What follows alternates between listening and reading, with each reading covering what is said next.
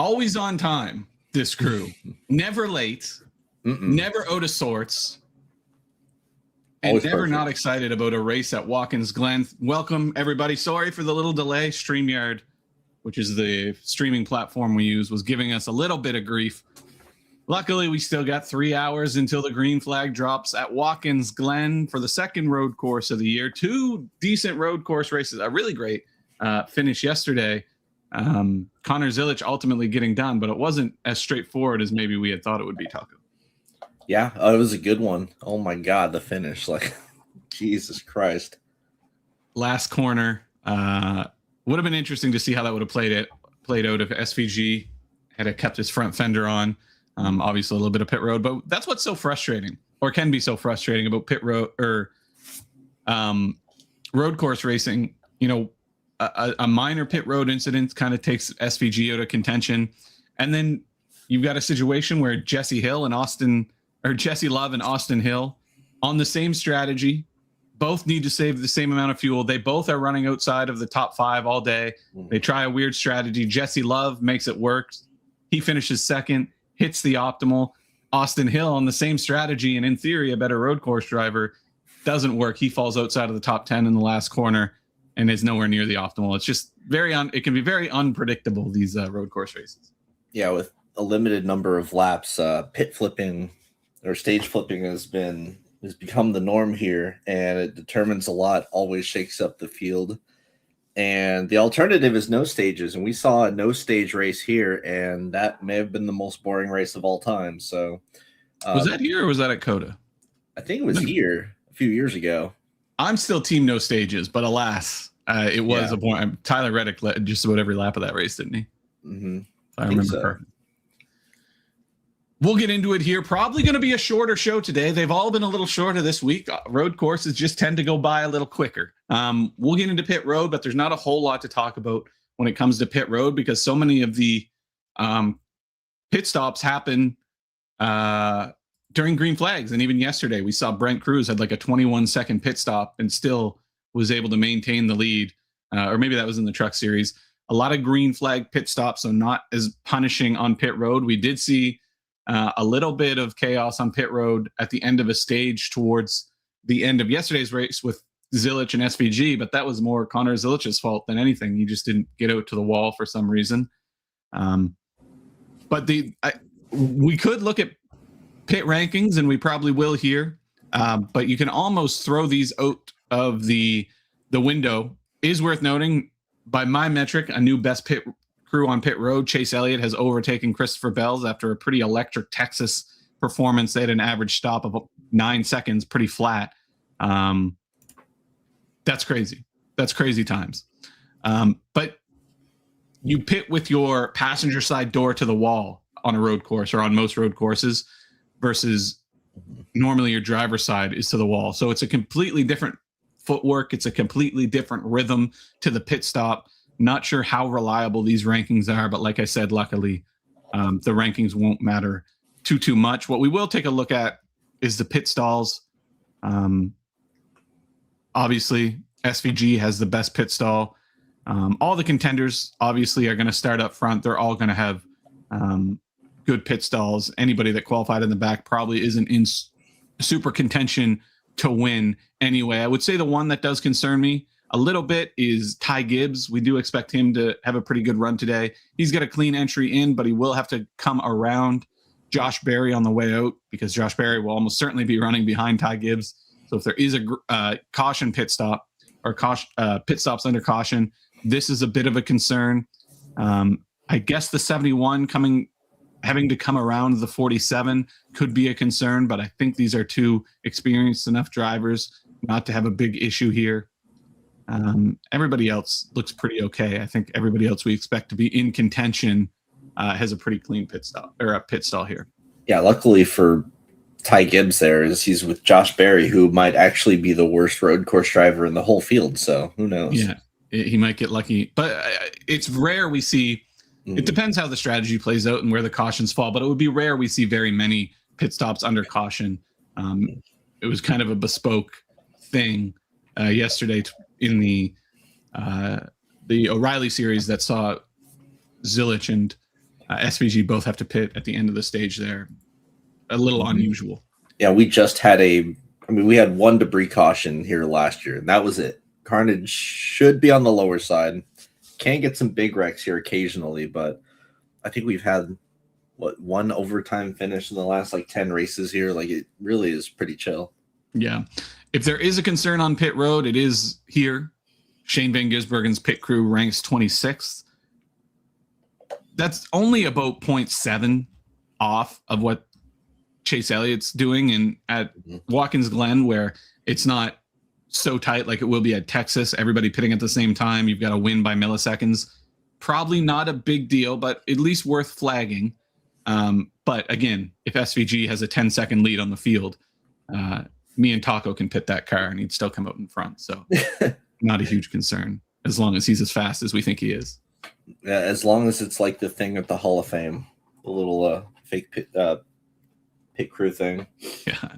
You know who didn't get a chance to hold on to their number one spot last week was Christopher Bell, in just the most Texas performance ever. Yeah. Super low owned, getting out there on speed, leading a bunch of laps, and then just having a flying Todd Gill and crash into him.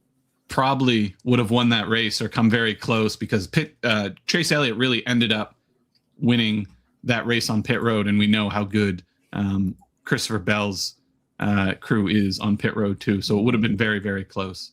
Yeah. Baby Yoda nailed it. If SVG pits under green, he should be fine. I imagine he will, but I also could see, SVG is right on the cusp when it comes to cut line, and these road courses have to be max points day for him. So I wouldn't be surprised to see him try to win a couple stages, even if it slightly compromises his chances of winning the race overall. I think he'll be fast enough to be able to pit under caution at the end of stages, come out, 14th, 15th, 16th, something like that, and drive his way back towards the front. But even still, I don't think enough people will ever pit under caution for it to be that tight where a couple hundredths of a millisecond are going to matter whether you start first and second. And I think the delta that SVG will have on the field, or most of the field, even if he has a bad pit stop and falls, outside of the top 10, he's going to drive back to the top 5 within a couple laps. He's just that much faster than everyone. So not a huge concern when it comes to pit road. Oh, and why did SVG get bullied all weekend by Zilich? Equipment, especially the truck race. They've got literally equal same team equipment here. So should definitely be a much different case. And also this next gen car, much more similar to what he's used to driving in the supercars. So here, I think he's got a very clear advantage. As we're in the lower series, advantage was to Zilich, and he did come in as the favorite both of those races. Yeah, and they were on equal equipment yesterday too. And we heard SVG say before the start of the race that his plan was to take it pretty easy for the first 2 stages, and then when we got to the third stage, that's when he got the damage, had to pit again, started from the rear. So I do think he would have been part of the conversation in that last run. He just really never got a shot. But yeah, equipment held him back in the truck race. But yeah, certainly advantage SVG when you run the next gen, which is supercar coated. Though we never really got to see what Connor Zilich had at COTA, because he wrecked in the first turn of the first lap, and had to come back through the field. Got some fast laps, finished 14th. So it'll be interesting to see now with Connor Zilich only a couple rows back of SVG how competitive Zilich is. We'll get into that here in a little shortly. Let's catch up on a couple comments here. AFC Angelo, got to be honest, I'm expecting SVG to stay at all of stage 1 and possibly do it again if he's in the position to earn stage points. I want to say that we've seen him do this already once this year at COTA. I think you're right, and I tend to agree with you. For SVG, these have to be max points days for him to be in position to make the chase. Or are we calling it the chase anymore? Make the playoffs. I think the studio or the broadcasters are calling it the chase. So sure. To make the chase, to make the playoffs, these have to be max points days. And like I said, if SVG does stay out to get points, and some people do flip the stage, he's still going to come out inside the top 20 at least. Not that many people are going to flip the stage unless they can get stage points out of it. So I just think he'll be fast enough to drive back through the field. So I kind of agree with you. I lean SVG going to run the entire first stage and not flip, unless he's that far ahead or enough other people are flipping the stage where he can come out and still, like we saw Brent Cruz flip the stage and still finish 6th yesterday. Yeah, if that's the case. It looks like at Coda, he started back in 13th and he did stay out in stage 1. He did flip stage 2. Yeah. Once he had gotten towards the lead. That seems about right. I would expect to see Zilich flip the stages. This is win or nothing for him. I don't think he has any concerns about points. They're not going to make the playoffs at this point. So a guy like Zilich, who I think will probably be SVG's main competitor, I do think will flip the stage, and that's probably a path to some dominator points from Zilich. Again, we'll talk to that, but it's a good point, Angelo. I tend to agree with you. Mm-hmm. We could also see yesterday only 6 car flip the stage. Yeah, I think points are affecting that a lot more. And that's why I think if SVG stays out, even if only 6 or 7 cars, of course I said that many, only if a handful of cars flip the stage, he'll still come out in the top 10 or the top 15, and that's okay for him. Mm-hmm. Is it just an SVG click and go week, or is there a way to not play SVG and still be optimal? It seems like it'll be an SVG week. Obviously, he had a down week at Coda. There was some context to that. Coda being Tyler Reddick's best track. Clearly, Trackhouse was a little down on power compared to what 2311 brought. They've seemed to rectify that week. Trackhouse all qualified within the top 5 or the top 6, whatever it ended up being. Yeah, the top 5. And Watkins Glen is probably Reddick's worst road course. So I do think this is a lot clearer path to a clean victory for SVG. But we've seen guys like he got beat straight up by Chris Buescher a couple years ago. Christopher Bell, Ty Gibbs were both really, really good in practice. I think there's some other guys that can compete. And we know that these Trackhouse cars aren't on the level of the Joe Gibbs or the 2311 cars. So I think there's a path for him to not be in the optimal, but it does seem pretty straightforward for him. Yeah, one of these restarts, I mean, if everyone knows that they have to get past SVG to start, a run, like they're going to be pretty aggressive with them. We've seen Zilich get aggressive with SVG. Granted, they're on the same team now this time. Still, it's really just the markets have them locked in as like just a little bit better than a coin flip. Now, obviously, you can see the finishes with SVG. He's on an insane run, right? Yeah, of course. I think the path would be something like SVG not flipping stages, going for max points, and that opens up the door for a guy like Zilich or Bell or Buescher or somebody like that to steal dominator points at the start of stages. But 13.5 isn't priced as prohibitively as he was the last 2 races. Like 13.5, he just needs a really strong kind of half domination type of day. We could still have a 2 dominator day, and SVG could, in theory, make the optimal. So, yeah, it's 13.5 bolstered by the fact that they added an extra 10 laps to this race compared to the 90 that we always used to run at Watkins Glen. Yeah, so a little more opportunity. And like we said, unlike the truck in the Xfinity race, we don't tend to see a ton of cautions here. So fast laps are more on the table. Mm-hmm. Hi, Brady and Taco. I have a question. Could I play SVG, Bell, Gibbs, Priest, Zane Smith, and Herbst? That's just your whole lineup, Jim. Yeah, I mean, there's no correlation between any of those guys. I think the closest thing to correlation would be SVG and Bell, but I do think if Bell goes and runs top 3 or top 2, brings a couple fast laps with him, he could make the optimal too. So, I mean, those are 3 in the top 10, but those are literally like the 3 best plays in the top 10. So, yeah, I'm sure. And I like Herbst. I think Herbst is better than ever right now, and he was good on road courses last year. We'll talk about him here in a little bit. Still 5,200 for whatever reason. That's my question: is where does SVG come out if he doesn't pit after stages? How far back would he need to be a potential issue for DFS? Sub 20? Is there a number SVG roads equals max in 2024? Yeah, I think because really there's no point in not flipping the stage if you're not going to get stage points. But again, in the Xfinity race, we saw very few flip the stage, and there's also different. If a caution comes out at the right time, then flipping the stage won't make sense from a fuel standpoint. So I don't think there's a way for us to confidently say how many will attempt to do that or how it will all play out. But I do think we've seen enough evidence of if SVG gets buried in the pack, there's about 5 cars in this field that are competitive with him.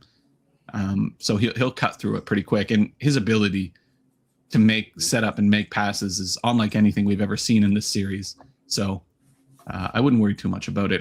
The worry is how much does it cap his Dominator upside? And also the additional horsepower along with like the cooler conditions certainly have to help him a lot. Yeah, we'll get into practice times here, but we saw a significant fall off compared to last year. You got to attribute now.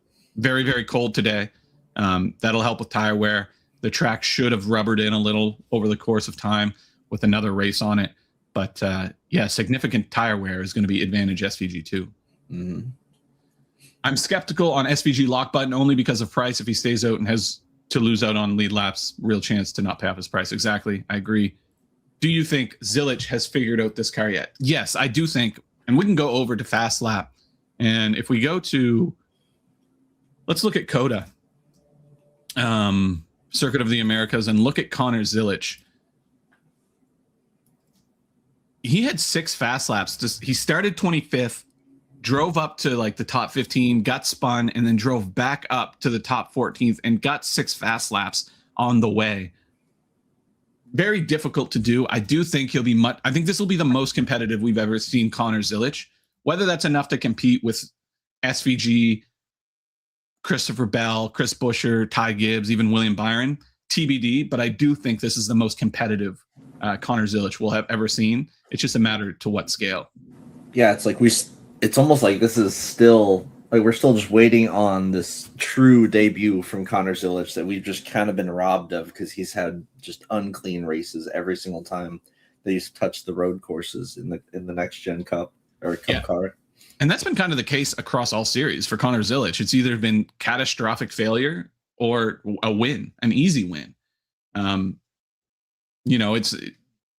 But every single, if we go to track type here and go to road course and find Connor Zilich, I think he only has 2 starts, both coming at COTA, and both of these were catastrophic failures, and he still had a significant number of fast laps in both of those races. So you can see the speed. It's just clean. How clean of a race can he put together? But I think they'll be competitive. This guy keep his ownership down too. Like I'm seeing him go like 5th, 6th in snake drafts, which is pretty crazy for someone at 11.5. Yeah, it's just people are really not sold on him yet, at least in the Cup Series. I know SVG is a great play, but if variance hits, you can pass more than half the field. Got to be okay losing, trying to win. Exactly. And that's always been my strategy with like the Kyle Busch 15K slates back in the day. You know, so much can go wrong, especially on a road course. We saw it yesterday. You know, Connor Zilich chops off his front bumper and takes him out of contention. That happens. And we've also seen the track host cars not be super competitive this year, including at COTA. SVG was still the second best, but he couldn't keep up with Reddick. So if Bell or Ty Gibbs come out with rocket ships, like practice seems to intimate they have, there's certainly a path to fade SVG. Mm-hmm. Is anybody else lagging bad? I hope not. If we're lagging, let us know. But there was some issues with our streaming software this morning, so a refresh might help. Sorry, did I cut you off there, Taco? No, it's good. Chastain said, "Give me the SVG setup. I'll figure it from there." This is around Chastain's best track, really, or close to. He's always been very good at Watkins Glen, and I think the addition of Zilich and SVG has only made him better. What's his best track, like Nashville or something? It probably doesn't even matter anymore. Yeah. If we go to the walk-in stats, this will show us a track edge. I think this is edge versus traditional road course. So how much do they improve on Watkins Glen versus other road courses? And you can see Ross Chastain gained 16 driver rating at Watkins Glen versus other road courses. SVG also gains a little bit of driver rating. I think the one worth noting, we haven't talked about him yet, but we'll have to, is Austin Cindric. Mhm. who looked really good in practice and qualifying, and this would be his best road course on the circuit. Maybe finally we'll get to see Austin Cindric that we saw back in the O'Reilly series. Yeah, or even just the Gen 6 car when he debuted, just looking amazing at road courses, and the next gen car hits and it's nothing. And then Carson Hocevar, he's got the best track edge here just because this is the only one we've ever seen him finish at. Yeah. I think the other thing, Josh Berry. Unfortunately, it's like a 62 versus a 56. His average finish is 30th, and it goes up significantly. It's up, so very interesting. That's something you're going to see a lot. If you're like newer, you'll see a lot of really, really good drivers and like names that you would usually associate with a high price tag just being price piss poor here, like Denny Hamlin, for example. A lot of your older guys just do not fuck with road courses, and they're 100% going for points and are not going to try to flip stages to get a win. They're just looking to get as many points as they can, go about their day. Yeah. I saw, Angelo, what I thought was interesting about the stage format today is there seems to be a pretty significant DFS advantage to staying out in stage 1, 50 laps. Stage 2 seems like a good limit, SVG, DFS upside. I agree, but I think that depends a lot on tire wear, because if I remember correctly, and maybe we can tell by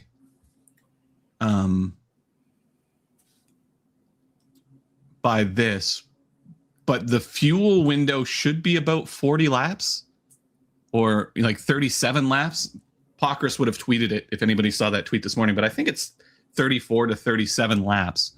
So if the tire wear isn't terrible or at least manageable, you could stay out at the end of stage 1 and not pit at the end of stage 1 and then pit under green during stage 2. That'll get you to the end of stage 2, and then you can run all out in stage 3. So there might be some stuff like that too.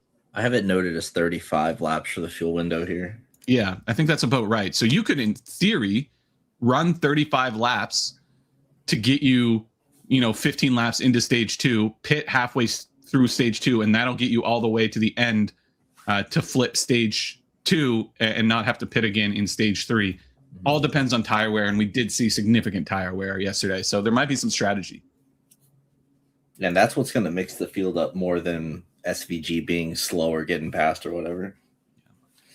Zilich is a fast lap demon. That is true. The 2 times we've seen him on a road course, despite having bad days, he's got the second most fast laps, I think.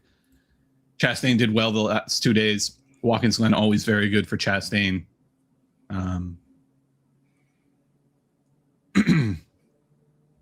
If he somehow able to do that, SVG could lead nearly every lap if he can outpace the field to start stage 2. Yeah, I think the concern would be tire fall off. We'll get into that here in a second. Okay, let's head over to the historical tab. Taco, how do these lineups tend to shape out in terms of construction? Just sort of all over the place, really. Like this last race here, this is a straight up green flag race. I think we had 1 debris caution. Now, of course, you're going to have like your guys spinning out while everything stays green. That's pretty standard, but really there was like almost no incidents in this. So really just the fast cars just kind of stayed alive. Blaney started up in front of SVG and actually led significant laps, which was interesting, but of course SVG was inevitable. You saw three guys from the top 10 not finishing optimal here. Of course, only 1 from the top 10 finished optimal, but they scored really well. Again, having to pay for SVG accounts for a lot of that. You had to go deeper and take Zane Smith, who's starting 33rd, who's also starting 33rd today. Hopefully he can have a performance like that, but we'll see. You can see, you had to really kind of punt down to be able to afford SVG, along with, I imagine it was Busha is also very, very expensive, and Reddick, of course. And usually, like further back, and you get an example of 2 guys hitting the optimal, and this is the build that scares you, because you get domination out of Ross Chastain, but enough fast laps out of SVG to still hit the optimal without winning. This is the very scary kind of build. Mm-hmm. Yeah, we've seen the guys starting on the front row do really, really well here. And it's usually one of them that dominates the race here. And then everyone else in the top 10 kind of doesn't score like as well. It's really about just getting that premier dominator, your SVG type, which this week is probably just going to be SVG. Yeah. So ultimately, we're looking at maybe 2 guys starting in the top 10, and then the rest, not pure place differential. I think that was maybe a theory that worked back in the day in the old Gen 7 car. You'd almost treat a road course like a plate race in a lot of ways and just find that deep place diff. I think that's changed a little with how hard it is to pass and how we tend to see, these plays like, Christopher Bell starting 7th, finishing 3rd, no dominator points, but that's still enough. I do think you don't need to go super place div. Yeah, just this year, especially with the Cup Series, overall the caution trends have been down. You've had cleaner and cleaner races. JJT, he said 36 to 40. I assume you're okay. Yeah. Bob, talking about fuel mileage. So the way super simple, if he's getting reported 36 to 40, it's probably closer to 40 to 42. So let's just call it 40. 100 laps. You want to be the last to pit first. So you want your last pit stop. Whoops, I already messed up. 100 minus 40. So you want your laps pit stop to be on lap 60, which would be, how are those stated? It's so 10 laps in to stage 3. Is that what I'm?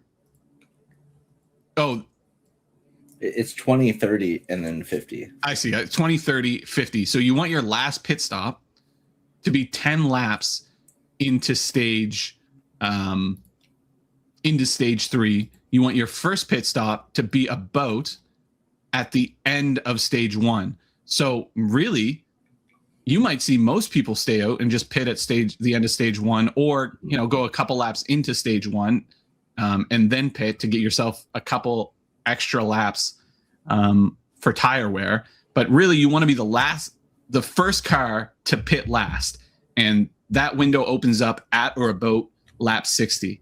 So it just depends how the cautions fall and also how much tires are going to affect things. But natural 100 lap race where there's no cautions, you're going to want to pit 20, 60, and then you're done. I think perhaps Angelo thought, just from the way it was written, that stage 2 is 50 laps, like they changed it up like they did at Talladega or something. Yeah. So the first stage will be 20 laps. The second lap stage will be 30, and then the last will be 50. And there will be a mandatory pit stop. Not mandatory, but you will have to pit at least once in that third stage. Mm-hmm. And it'll probably come 10 to 15 laps into it. So, okay. I think we're going to see a little less tire wear today just because temps are going to be a little higher. Not saying a ton less, but it will be less. Yeah. If the track temperature heats up a little and takes a little more rubber, we'll see less tire wear. And Michael McDowell even said as much after qualifying. He thinks the tire wear will be a little less today, but still 3 or 4 seconds is a lot per lap. We've seen a lot of evidence of, guys falling off 3 or 4 seconds on pace, but SVG only fell off 1.5 seconds. With the tire wear, doesn't this benefit the driver's dirt experience? In theory, I don't think dirt drivers are inherently better tire managers. I think they're just better at driving loose race cars. And so I think, I wouldn't consider Kyle Larson an elite tire manager. I think he's just fast when the tires are bald. I think when it comes to road course racing, a lot of it is more about not over rotating your rear tires and keeping grip so you can get that powerful drive off. That's what we've seen so good out of SVG with the way he works with his footwork, is he's able to keep momentum up. So when he goes to the gas, the rotation in the tire isn't experiencing a sudden burst and over rotating and scrubbing off speed. So I'm not sure if it translates directly. I'm sure I've never driven a dirt car, so I'm sure there's somebody in the chat who would have more information on that than me. But I think what makes dirt drivers so good at tire management is they're just so good with the back end being out of the racetrack and hanging out and being very, very loose and driving a loose race car. Oh yeah, AI. Can't trust AI. Got to trust DFS Army and Fast Lap. Okay, Taco. Before let's head over to the DK average by start here. Anything that jumps off the page here for you? I mean, the front row, of course, but Yeah. that's really just like a dominator check. So collectively, they have 100%. Now we only go here once a year, so it's just 4 races in the sample. I didn't want to go back far. Like we done with the 90s. It's over. We're not touching the last gen stuff anymore. So we got these 4 races to go off of, and it's enough. You know, we had I think one Carnegie sort of race 2 years ago, and other than that, it's just been green flag. So this is about what you get here. And it kind of makes sense. It's not as all over the place as it was in the lower series, but you can still see just going position by position is still all over the board after you get past the guys who qualify up front with the really fast cars. So again, a lot of the guys at the very, very back are there for a reason. It's not like the O'Reilly race that got rained out in qualifying order didn't really correlate. It will highly correlate here. Guys starting in the rear, just kind of suck at road courses. And so while, you know, with the limited number of laps, although it's 100, which is on the higher side this week for a road course race, still the limited number of laps would suggest that you want place differential. But, I mean, it's the dance here. The guys starting in the rear tend to suck at road courses. So, yeah, you can kind of see it. It's really those cars that didn't have necessarily a great qualifying, but do have a good road course pedigree. mm-hmm. You know, it's a lot lighter in green here between 17th and 29th than it is 30th on back. You do see some instances of guys starting in the 30s hitting the optimal, but it really seems like, you know, super top heavy, and then finding those guys who had poor qualifying efforts, but we know are good on the road. Yeah, and if you want to see how this shakes out from a Carnage race perspective, you gotta look at the 2024 race, and that's the one where we had the overtime finish, had just a lot of cautions throughout. Yeah. You can see the field got really shaken up there. That's like the worst case scenario. I think probably like 75% of the time, though, this thing runs mostly green and it's pretty standard how we expect it to go. Yeah, and I'll point this out too, because we've seen SVG do this. Now, obviously, this was SVG in a colleague car, very different than the track host, but Ross Chastain led 51 laps with SVG right behind him, but SVG had a few more fast laps, and this is SVG just comfortable riding second and making you run as hard as you can while he runs at 75%. And that's very frustrating from a DFS perspective, but we do see that from time to time. I think we were seeing it yesterday in the O'Reilly series, just chilling, not trying to overwork his car. That can be very frustrating and something we've seen before too. One thing I want to point out before we get into the driver by driver, drivers with sub 60 season long driver rating, not super viable on road courses. There are some bespoke exceptions, but very rarely do we see these guys score nearly enough, even when they start super far back in the field to hit the optimal. It's more so you want these guys that are kind of 60 to 90 with good road course pedigree, starting anywhere in the field, really. Those are the guys you want to hit that kind of 40 to 45 baseline that we have had for the last 4 races here. The 2023 optimal is pretty funny here. A lot of guys that just were really interchangeable, scoring right around like that 40, 45 mark just to fit in the few guys that actually had good performances.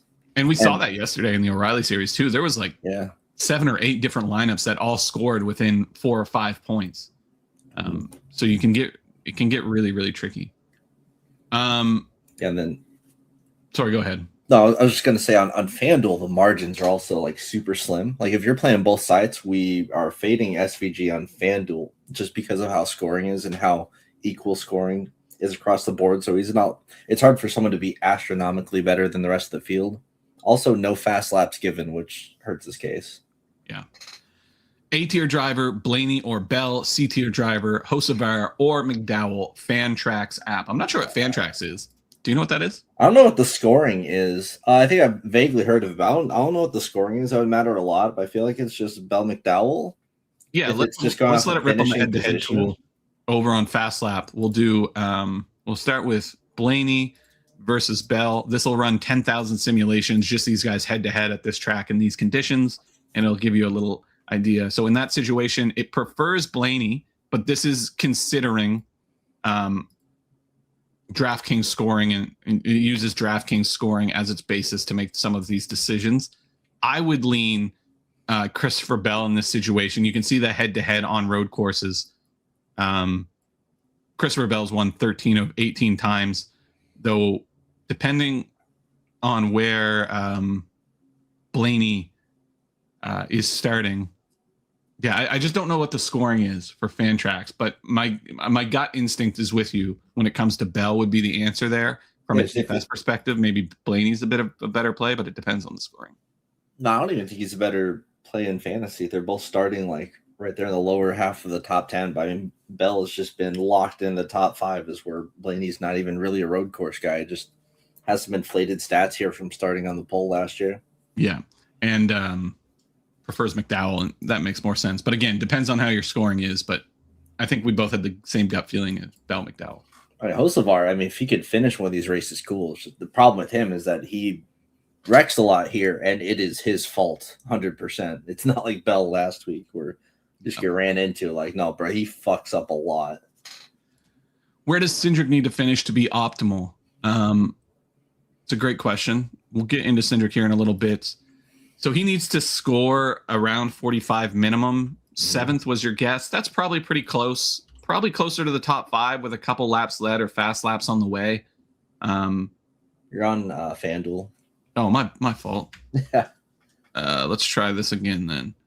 Cindric, let's give him a 7th with 5 laps led, 4 fast laps. So a handful of dominator points. That only gets them to 36. If we get him up to 5th, you start getting to 4. So he really needs to hang in the top 5. Mm-hmm. That's really what you need out of Cindric, which isn't outside the realm of possibility given how fast he was in practice.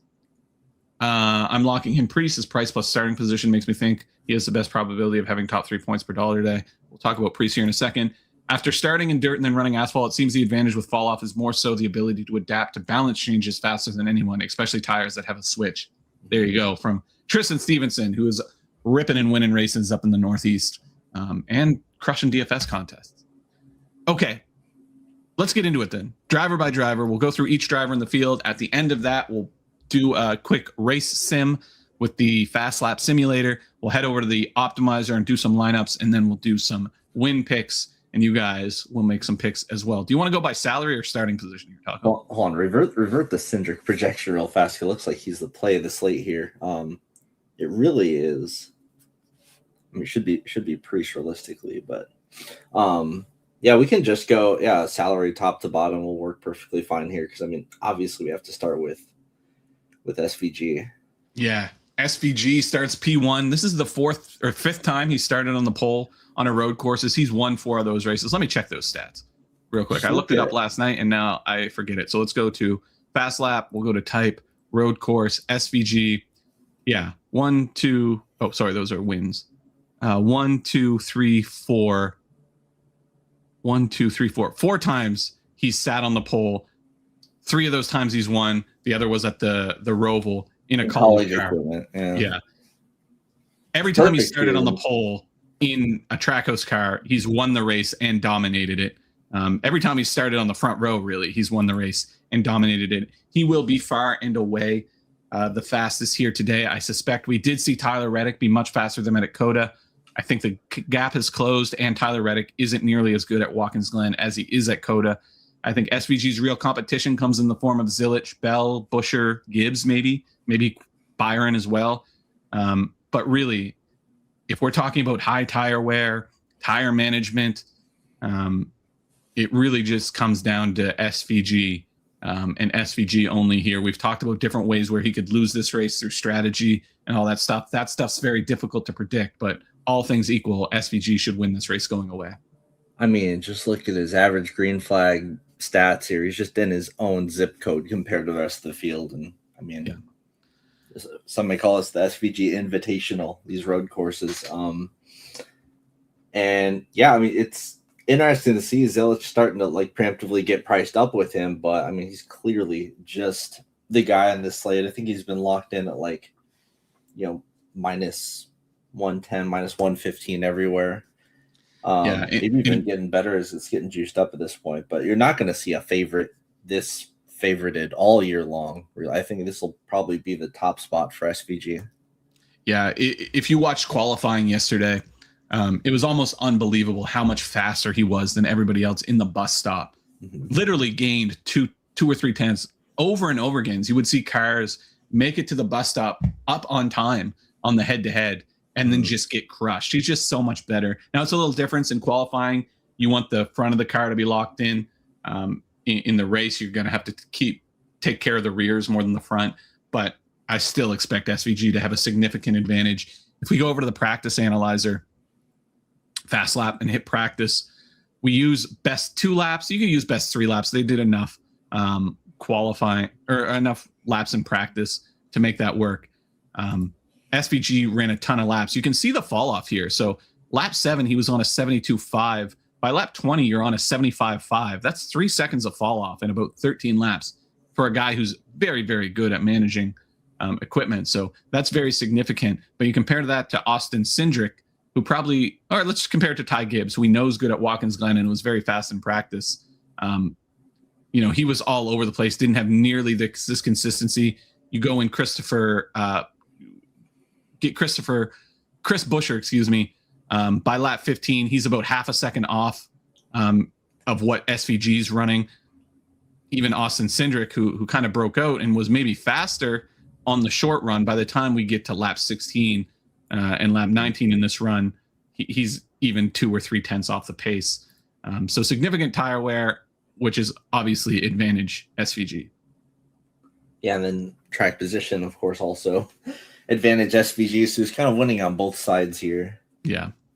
I will say this Austin Cindric lap chart compared to SVG is probably the most impressive because he's a little faster in the short term and then seems to be about the same towards the end. SVG gets a little faster, but this probably isn't fast enough to go up and pass. So maybe Austin Cindric's a little more competitive than we get him credit for. SVG went out. Yeah, everybody was out on wets first, so you can throw out these first laps where they were way off.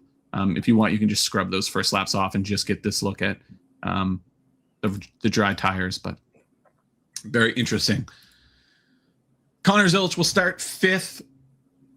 Like you said, Taco, preemptively priced up. We haven't seen him perform to the level of an 11.5 starting or salary quite yet, but we've seen the signs when it comes to Connor Zilich. Looked really good in practice, looked really good in qualifying. I say he looked good in practice. He certainly wasn't on the level of your SVGs and your Cindrics and your Gibbs, but he was able to figure it out in qualifying. I think this will just kind of be a quiet, calm day, kind of top 5 run for Zilich. I think that's what they need. I would be a bit surprised to see him go and compete with SVG in the same way that he did in the truck in the O'Reilly series. But I'm only saying that because we haven't seen it yet. Mm-hmm. And it's only going to take one time to see it for this to become a 2-horse race for the next 5 or 6 years. So I'll be a little underweight on Connor Zilich probably, but I do think he's going to hang in the top 5 most of the day. I just don't think he's going to get ownership based off everything I can see here. Yeah. So I think he's strictly a play off of SVG. Something happens to SVG, he instantly becomes one of the top guys to dominate the race. Like you said, I don't see him contending with SVG if they're both at full power here.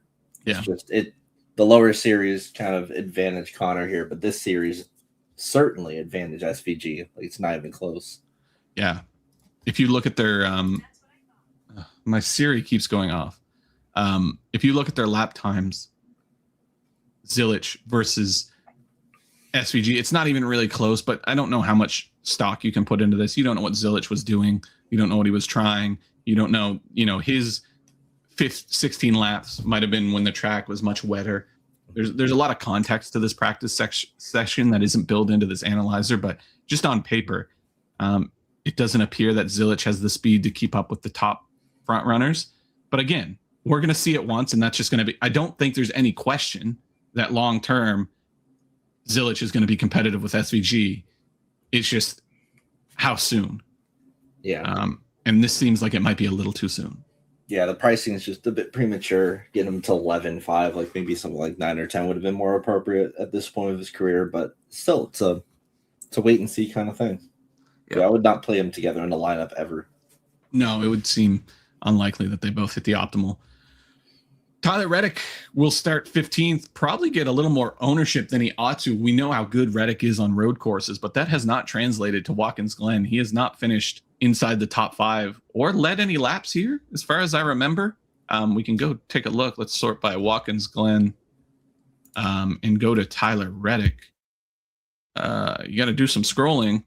Yeah, no laps led. No, and 3 fast laps in the last 3 years for Tyler Reddick. Starts 15th, but his best run here is 8th with no dominator points. He would really need an outlier run to hit the optimal here. I kind of just see him running in the back half of the top 5. This isn't a great road course for him. It's always been a struggle road course for him. Obviously, his cars are better than ever. So maybe you can bump this up to a 7th like you have, but still, that's only going to score you 47 points, which isn't going to get you there at 10-5. Yeah, I know. And there's some play stiff, which does help him, but we would kind of need to see Coda all over again. I think the track history advantage shifts completely from favor Reddick to favor SVG in this one. He's raced here 5 times with a whopping 2 laps led on like a stage flip. Like we've not seen the dominance from him here that we've seen in the past, especially the early part of the next gen, which he wasn't even running that great here then. So yeah, kind of going to be an overrated play. I'm seeing him go like 2nd or 3rd. Well, 3rd to Elliott and Snakes, way more popular than Zilich. Yeah, I don't know. I just think he's going to be overowned as well. I'm with you going underweight. Yeah, just kind of need to see an outlier run for him. Would be surprised to see him anywhere near dominator pace here. Mm-hmm. Christopher Bell will start 8th. If you look at just road course racing over the course of the last 3 or 4 years, he ranked 2nd to SVG in terms of performance with really consistent finishes. 4 top 5s in a row. Before that, you can add another couple, 3 top 2s, including a win at Circuit of the Americas. Yeah, while leading nothing. Say it again, sorry. So while leading, like, not at all. They're all getting hogged by SVG, but he really does just run in the top 5, usually at the very end of races. You can see in the first half of races, his average running position is 10.2. It's 3.9 late in the race. He knows how to finish him, but hasn't dominated is the thing. So the closest on pace to SVG, I think, that we've seen. He looked really good in practice as well. Ranked up there with the Ty Gibbs and the Austin Cindrics of the world. Tire management is another specialty of his. He'll be very fast if tire wears as high as we think it is. This is a really strong play. Dominator upside probably needs some help. I don't think he's got the raw pace that SVG will have on long runs, but the big question here is how much of a gap is a JGR car to a Trackhouse car? We've seen that make the difference at Coda. If Christopher Bell gets the lead at some point and he can just car his way ahead of SVG, then we start to have something to talk about. But either way, I think this is probably my second favorite play in this range. Christopher Bell, race winning upside, maybe, but we've seen how easily he runs in the top 3 at races like this. And that's a top 3 gets you 50 points. That's pretty close with a couple fast laps on the way. Mm-hmm. You're just going to have to pay up for him. And unfortunately, in this range, this whole range here, like from Reddick all the way down to Buescher, he starts by far the highest of any of these guys. And 100 laps to go around. Yeah, with 100 laps to go around, I mean, outside those Trackhouse guys that are obviously like big dominator threats, like he's starting, he doesn't have like the place differential floor that a lot of these guys have, and that's pretty meaningful at a track like this, because again, guys starting in the the middle of the field like this, or even towards the back like Chase Elliott, like those have kind of been the plays to target, especially when all of these guys are capable road course racers. Yeah. Bell never leads laps here in this car yet. He never really leads lap anywhere. But you can say that for most of the field since SVG showed up. Mm-hmm. Ross Chastain's led some laps, Chris Buescher, but other than that, it's been pretty much one-way traffic for SVG in terms of dominator points. Now, for this block right here, just look at Hendrick's odds across the board. Like, my God. Yeah, they showed 40, up with clunkers this weekend. 90. Yeah. I don't know why. Maybe it's because there's no road courses in the chase. Maybe not a priority for them. Chase Elliott starts 27th. That's as bad as you'll see Chase Elliott start on a road course. You see how good he is on road courses, just consistently inside the top 8. Watkins Glen's been a bit of a struggle for him. Obviously he got his first win here. He's able to get around here. This isn't a bad track for him, but it's just been a track that he's struggled at as of late. And in practice across the board for the Hendrick cars didn't inspire much confidence. He needs to run towards the top 10 here, which he hasn't done since 2022, but is kind of his standard for a road course. He'll be about 50% owned probably. So it's really just on the precipice here of whether you're kind of matching the field or being underweight, but that practice time is really concerning. Yeah, it's weird seeing the fastest Hendrick engines really outside of Byron being in the Spire cars. They do just seem off across the board, and Vegas has hit them pretty hard.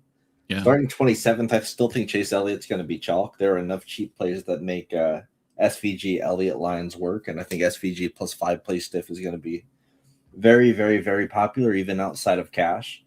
So, yeah, Elliott, I think he's probably one of the guys you have to really look at, and if you're going underweight on some of this chalk, like he's going to have double the ownership of Larson. Larson, I also kind of want to be underweight on, but Elliott, I mean, good play on paper, but if you're just attacking the ownership because you don't want to just chalk across the board, he's got to be one of the premier targets along with Reddick up here for going underweight on.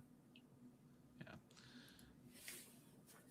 I think what you're trying to say is I think SVG is going to win, then Zilich second, and then Hocevar is who you hope wins, or you think Zilich is going to win at Dover.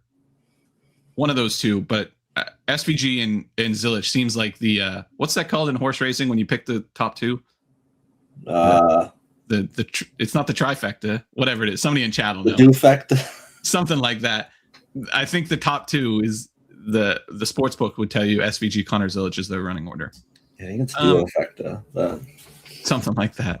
The one exception to the Hendrick pace issues was William Byron, who looked exacta. Thank you, AFC. Exacta. There we go. William Byron was the exception to the rule, whether that's because of the car or William Byron's just really good at Watkins Glen, so he might be carrying the car a little bit. He starts 13th. You look at his practice times; they were pretty competitive to what Cindric and Bell and those guys were doing. A little bit off of Cindric, and on the long run was maybe falling at a pace that was a little uncomfortable. Maybe representative of the car issues Hendrick has this weekend. I think he's playable because when he's run clean at Watkins Glen, it's always in the top 5. And we've even seen a win from him in a dominant performance in 2023 in a race with SVG in it, albeit in a colleague car, if I remember correctly. I don't mind this play. It's a little uncomfy because we know the Hendrick cars don't look great, but William Byron's very good at Watkins Glen, and it gives a little bit of upside, I think. Yeah, people are really, really down on Byron just across the board for the season he's had. He's looked pretty awful all season long, even at places where you expect him to run well at. So I think public sentiment is going to be quite down on him. And frankly, I wish that he was starting more towards the back like Larson and Elliott are, because I'd probably want to be pretty overweight on him just because it seems like a week where season-long speed doesn't exactly translate. Yeah, and this is pretty much the same play as he was last year. He started 10th, ran 4th, was in the top 3 for most of the day. Maybe a top 3 would be a little overperforming because I think the cars are a little worse than they were last year. But if he can just repeat what he did last year, we start talking optimal. And like you said, sentiment's down, which means ownership will probably be a little down. Not a bad play. Yeah. Kyle Larson starts 23rd. What happened to Kyle Larson on road courses? He's had a bit of a rebound. He's not starting on the pole. Yeah, all those good runs he qualified on the pole here, and I think that includes the 2022 race here. It's just he looks like shit out there. 31st in practice. Yeah, really slow in practice. Didn't qualify well, and you can look at like the recent road course history is just a mess. It's like catastrophic days or top six runs, but it's even worse at Watkins Glen. A win and then a 26th, 12th, and a 39th. Just really hard to know what to make of Kyle Larson in this situation. Yeah, he might need points now. He's been speed running his way not out of playoff contention, but he was up there in the points. I think after the last few weeks, he's like down to like 7th or 8th in the point standings. Yeah, and I think the consensus among the industry is you'll need to be in the top 4 or 5 come chase time to have a shot at winning the championship. That'll certainly be a priority. That maybe leans some credence to a fine points day, just a quiet day for Kyle Larson. I'm just worried about this speed, man. Like there's no pace. Nope. So he'll probably be pretty highly owned just based on name recognition and, road course pedigree that we know he has, but worried about the pace. Yeah. I mean, if you swapped Larson and Priest's salaries, like still take a Priest, right? Like at 93 or is it 9,000 even? For just how shaky he looks overall, starting 23rd. Like, I don't know. Doesn't rate out well. Exacta, trifecta, and then super trifecta is 4. Not that I've ever bet on horse racing. I love the idea of trifecta being 3, and then 4 is just a super trifecta. That's hilarious. Not so that means quadfecta. Austin Dillon, and then super Austin Dillon is Noah Gragson. No, it's tied down. I don't know what to do with Kyle Larson. It's probably the most confusing play on the slate. I'll probably be a little underweight on him just based on how much he's struggled on road courses. Kyle Larson 45-1. Have we ever seen that?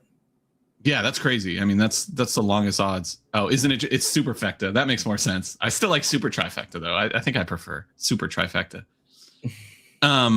Okay, Chris Buescher's really strong on road courses, and Watkins Glen is probably one of his best ones. And we kind of got blessed with a 14th starting spot. Is this both of our favorite plays? Probably. I really love Chris Buescher. He looked really strong in practice too. He was right up there with Ty Gibbs and Austin Cindric, ranked 4th by my metric. He's a very, very clean road course racer. Doesn't make a ton of mistakes, doesn't overdrive his car, doesn't tear up his gear. And just look at the consistency. Like, especially at Watkins Glen, all top 10s, one of the few people that can say they've beat SVG straight up. There was no funny business. It was heads up, head to head. SVG got ahead of him, and Buescher forced a mistake out of him and beat him clean at Watkins Glen. I really like Christopher Buescher. I think he pushes towards the top 5. Speaking of top 5 in Chris Buescher, he is top 5 in points legitimately this season. Yeah. This is his best season ever. And he is at probably his best track outside of like the really big ovals. Yeah. And look at the form right now. It's insane. 5th, 2nd, 10th, 13th. That's all of RFK, by the way. Yeah. They've just been farming finishes. And Buescher should be one of the absolute top guys to contend in this race. Yeah, I think I think it's Bell, I think it's Zilich, I think it's Gibbs, and I think it's Buescher are probably the 4 that I could see competing with SVG. And maybe McDowell. We'll talk about McDowell here in a second. But yeah, a really strong play here. I think that the news is kind of owed on Christopher Bell. I don't think you'll get any leverage on him very easily, but I still don't mind finding ways to be overweight. Yeah, for sure. And yeah, starting 14th, you got a little bit of that floor also mixed in with it. So he's got dominator upside plus place differential upside. Really strong play. Yeah, and the practice times were really encouraging too. Let's catch up on a few comments here. Mine too. Love SVG. Buescher got him right under. Probably not going to get great odds. I think the books are pretty tuned into Christopher Buescher. I think he's like, I don't know what his odds are right now. But we used to get him for free. We used to get him like plus 200, plus 300 to finish top 10 at these, like consistently. And that was like the freest bet all year. And now, very, very in tune to that. Yeah. Possible Hendrick getting cars ready for a race weren't necessarily focused on qualifying or practice. Certainly a possibility. But I think it's also a possibility, like they're not really super concerned. Like for them, if they can go and score 30 points each at every road course race and then use the resources to focus on tracks that are going to be more important down the stretch, I think that's probably more likely. We've seen that out of Penske a lot. We've seen it out of Hendrick at time. Also possible they just missed it. We've got a new engine package. We've got weird temperatures. This is going to be one of the colder Watkins Glen races in in series history. Possible they just missed it and could fix it overnight, or they're just slow for the weekend. It's really hard to tell. Yeah, I mean, we've seen like Logano in this package. The first time I ran at Darlington, just completely fucking miss it, and it's just because it was a completely new package, and sometimes just take a shot and you sort of miss here. This will matter a lot more next year because they have learned after the horrendous conditions that the track, like the infield and whatnot, are in right now. They've learned that we are never coming back here in May again. This will be a chase race next year. Yeah, it's a weird decision. Upper northern New York in May, early May, seems like a mistake. Buescher's so consistent. RFK is just so good as well. Yeah, I think, man, if you put that driver class, Priest, Buescher, Keselowski, in like Hendrick or Gibbs gears, they would just be up front all the time. I think their cars are holding them back, but their drivers are just so good at grinding out good finishes that they've been so good. Sorry, I was supposed to say Superfecta doing talk to text on my phone, so it sends whatever the heck. I like Super Trifecta anyway. So, Brady, you still have Cindric with a 5th finish looking like a lock. I don't know about a lock, but I think the concern with Cindric is we just haven't seen him perform to the level that we think he's capable of in the next gen era. So to go and play him when he's starting second all of a sudden, even though he looked really, really good in practice, is a little scary. But I do think he's as poised as ever to break out here. We'll talk about Cindric more in a little bit. I think you were just fiddle-diddling with his projection. He looks like a lot. I think I might have boosted him up there when I was playing. Buescher top 5 plus 250. It's getting there. I'd like maybe a little more than that, but we'll look at the odds board here shortly. First time listener, welcome, Benjamin. And I can't tell what kind of dog that is, but and your dog, welcome. Trying to get involved in NASCAR DFS, enjoying the breakdown. It's so good to have you, Benjamin. Thank you for joining us. We'll do our best to give you accurate information. I don't know about good information, but at least we'll try to tell you the facts. Yeah. Can't break the craziness that's going to happen. I mean, I feel like last week, perfect example, had the pivot absolutely locked down, but who's to stop a flying, spinning Gilliland from just running into him, Yeah. The camp grounds look like a mudding championship with people who can't tow campers. Yeah. They were, was it this weekend where I saw somebody in the industry tweet out like, hey, it was Parker Retzlaff. There's 2 drivers I saw on Twitter last night. Yeah, he tweeted out that he needed somebody with a truck to come get him unstuck. It's hilarious. It was a 7 before. I've still got him at a 5. That's the issue there. There we go. Fix that. I agree with Eric. Come on, people. Get your likes clicked. All right, we got a little off topic there. We got to talk about Chase Briscoe, who starts 9th. Chase Briscoe is a really strong road course racer. I'm not sure if that's ever translated super well to Watkins Glen, though he does have a couple top 5 or top 6s here. He's going to grade out as just an okay play, but if he's going to be super low owned,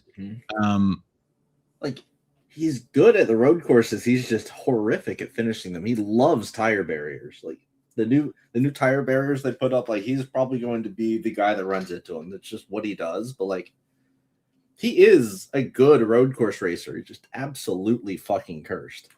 Yeah, and we talked about this with Chase Briscoe. It's just a problem we've seen him have repeatedly. He's really fast at the front end of runs. That mid run, he falls off a cliff, and then towards the end of the run, he starts picking up again. It's that mid run that he struggles with, and that mid run is going to kill him at a place like Watkins Glen. Still, I don't mind getting a little bit of leverage if he's going to be this low owned. I don't think I'd play him at just 6% because you can see the top 5 upside. I mean, the last 2 years, he's 4th in this field in average green flag running position on road courses. Yeah. So some upside there. It's just kind of a weird spot for him, and didn't look super good in practice. Play. Yeah. AJ Allmendinger starts 12th, boat where we've seen him run, just kind of back half of the top 10, front half of the top 15, or 10th, 8th to 12th is kind of what I'm trying to say. I will say what we do see with AJ Allmendinger a lot is weird strategies. I think Colleague realizes that AJ Allmendinger is as talented as some of the best guys in the series, but they're a little down on power when it comes to car. And so we do see him and his team have some weird strategies at times that can lead to, some really strong runs or some catastrophic runs, but pretty historically on just about any road course, 8th to 12th has kind of been the standard for AJ. Yeah, he's had no top 5 finishes in, I think, like 2.5 years. And without the Roval, I don't see that really changing anytime soon. He's just kind of stuck where he is, his equipment holding him back. Yeah. He's going to be super low owned, but I don't know. I don't see upside here. In like 6th, this is upside, maybe, but this is a super competitive field, more competitive than usual. I don't know. It seems like he would need some strategy stuff to push forward, and we do see that, but it's boom or bust for him. Yeah, I mean, if Zilich comes in here and has like a good race like we expect out of him, I mean, that's just a -1 to everyone's track type history here across the board. Yeah. Outside of like the guys at the very, very, very top. To be fair, on top of the most snow we've had in 10 years, we've also had the most rain to start a year in like 25 years. So the ground is super, super, definitely unlucky from NASCAR's perspective, but I do think this will be the end of it for them. Watkins Glen belongs in what's better than like August, an August day in New York, 85 degrees, just nice, great day for racing. Any Watkins day Glen in Southern California. Ty Gibbs will start 10th. He'll be a popular play today because he's been very, very good on road courses. We looked earlier at the top performers on road courses over the course of the last couple of years, and Ty Gibbs doesn't jump off the page, but he's still in the top kind of 10 in that regard. He should. He just can't finish him. Yeah, like, we know he's good from Xfinity. Like, he's really good. Really strong, really good raw pace. We've seen him compete with everybody, including SVG and other series. He should push towards the top 5 here. Looked really, really strong in practice. If we look at his times compared to, we'll just call it Christopher Bell, even a little faster over the course of the long run, just maybe some inconsistency, but a lot of upside here for Ty Gibbs. I think this is a strong play. Yeah, and starting 10th, he's starting a little bit further up than you like, but he's a legitimate contender, 8-3, which is like the Stone average play, salary-wise. So I don't even see him being like that popular, just because the lack of place differential. He's surrounded by place differential guys, kind of in this weird range. But it's a fast car. I do like him quite a bit. Yeah, and I will point out, like in the top 10, it's really just like SVG, Bell and Gibbs, and those are the only real interesting guys starting in the top 10. A lot of just fades in that range. Yeah, always grabs a couple fast laps too. Is able to put in some fast lap times here. That's always worth 2 or 3 bonus points. So you get him running towards the top 5. He starts to talk about optimal pretty easily. Yeah, and great form, better form than ever when it comes to Ty Gibbs. He's one of the ones that I would circle as could possibly win this race, whether SVG has an issue or just the Trackhouse cars aren't able to keep up with the Gibbs cars. I think Ty Gibbs is one of the few that I would have circled as a potential race winner outside of SVG. K Smooth makes his return. Welcome back, my friend. Good day. Just watching. I will not be betting the Glen. I am anti-road course based. I was that way for a while, especially in the Gen 6 when it was, just kind of whoever got up front, usually Martin Truex Jr. I got into it towards the end of the Gen 6 era, the start of the next gen era. The Elliott era. The Elliott era was very fun. That first rain race at Coda was crazy. Oh my God. The last couple of years, the road courses haven't been great. Whether not even just because SVG, I think watching greatness is very fun, but the rest of the racing, you just can't pass. I mean, SVG can pass, but nobody else can. So they tend to be a little boring sometimes, but at least we reduced them this year. Only 4 this year, right? Yep. I'm hearing potential Montreal next year, which will change my opinion on road courses. Road courses very, very quickly because they want to go international, right? But Mexico, I think, kind of didn't really work out. Just the logistics of it last year, so we'll have to see. Yeah, I would have to think that Montreal logistically would be a little easier than Mexico to pull off. Mm-hmm. And I don't know. I guess I don't understand. I don't have enough knowledge about the southern United States as it relates to Mexico, but I do know that the northern United States would definitely filter into Montreal for a race. I think Montreal is a great racing town. They sell out. I think this week is the Montreal Grand Prix for the F1, and it'll sell out. So hopefully we get a road course race in Montreal. It's a very good track too. Yeah, it will rain. Over series. It will rain. Yeah. Which is probably a good thing. Where were we? Ryan Blaney. Ryan Blaney starts 7th. Didn't have the pace of his teammates, Austin Cindric, but, this is probably where you should see Ryan Blaney run. Pushing into the top 5 without starting on the pole like he did last year would be a bit of a surprise, but I still think he'll hang in the top 10. I just don't know if there's a ton of upside here. Much improved with the next-gen car, because he used to be one of those guys like Keselowski and Hamlin you would completely write off at a road course. So has improved, but again, yeah, he kind of has like a real boosted run last year when he led all those laps off the pole, very similar to like Larson's run here in 2022, where without seeing him have the speed in practice or put himself up on the pole again, I just don't really buy it. Starting 7th, that's just the floor is too shaky there. Yeah. Montreal GP in 2 weeks. Canadian GP, I should say. Yeah. Shout out Angelo. Very fun. Yeah, it's a great track. I love that track so much. Michael McDowell starts 2nd. This is just the Michael McDowell problem we've dealt with for the last 2 years on road courses. He qualifies very well and finishes very well, but it's usually not coming with any dominator points, so it doesn't end up hitting the optimal.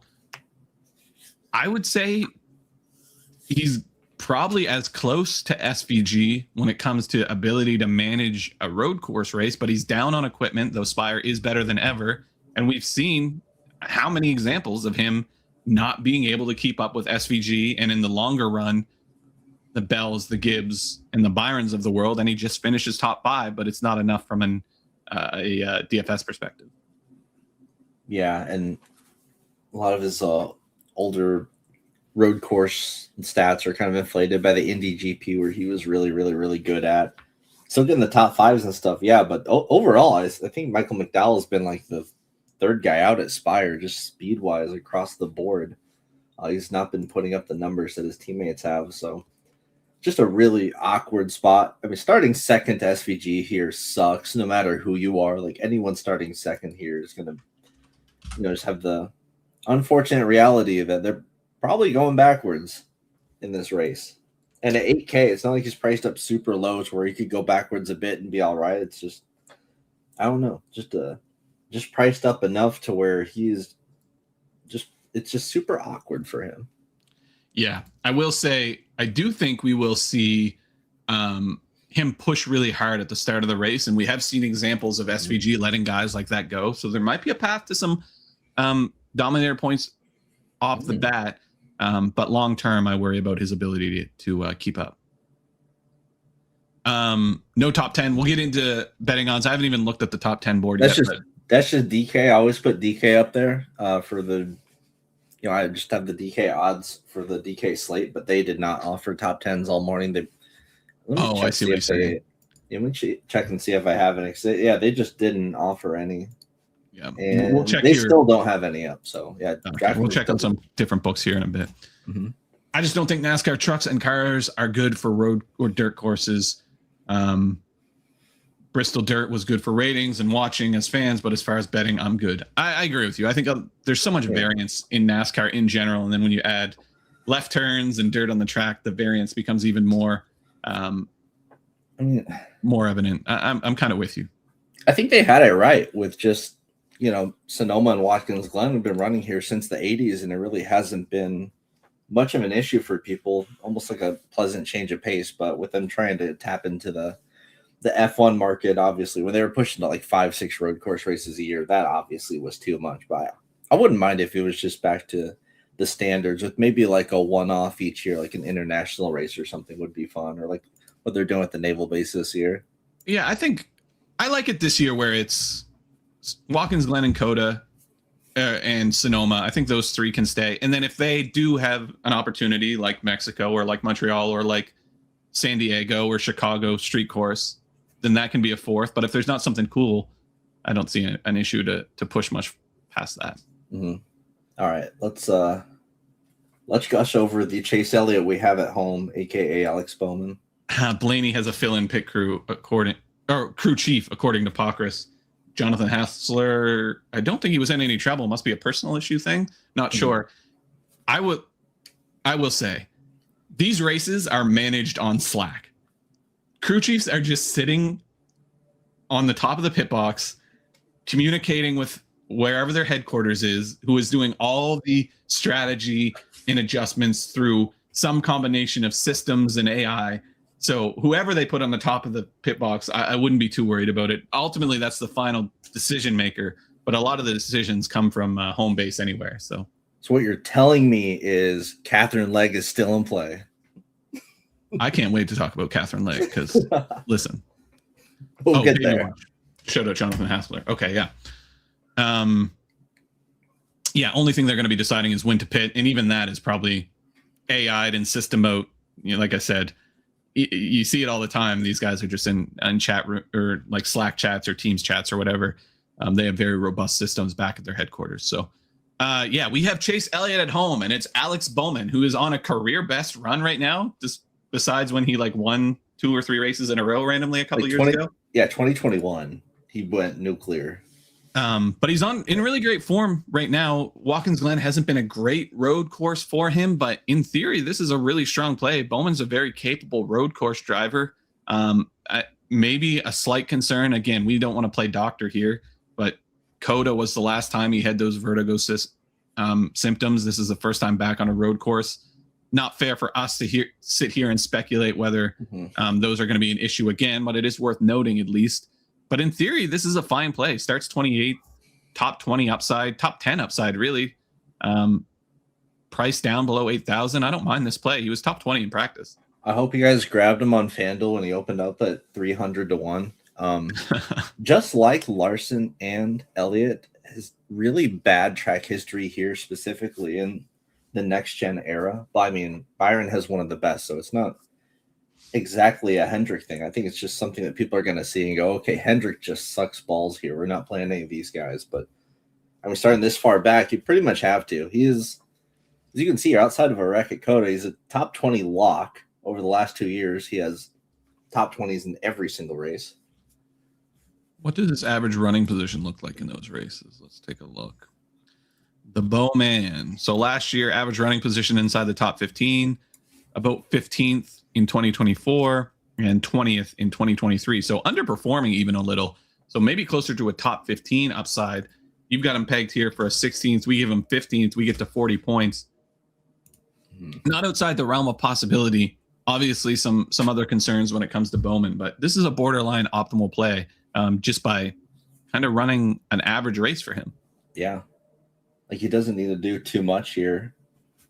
Priced under the average price. Like he works in great as like a fourth guy in. Should be popular. Daniel Suarez starts 16th, and we're going to look at my sim here in a little bit, and it's going to tell you that Daniel Suarez is the play of the century.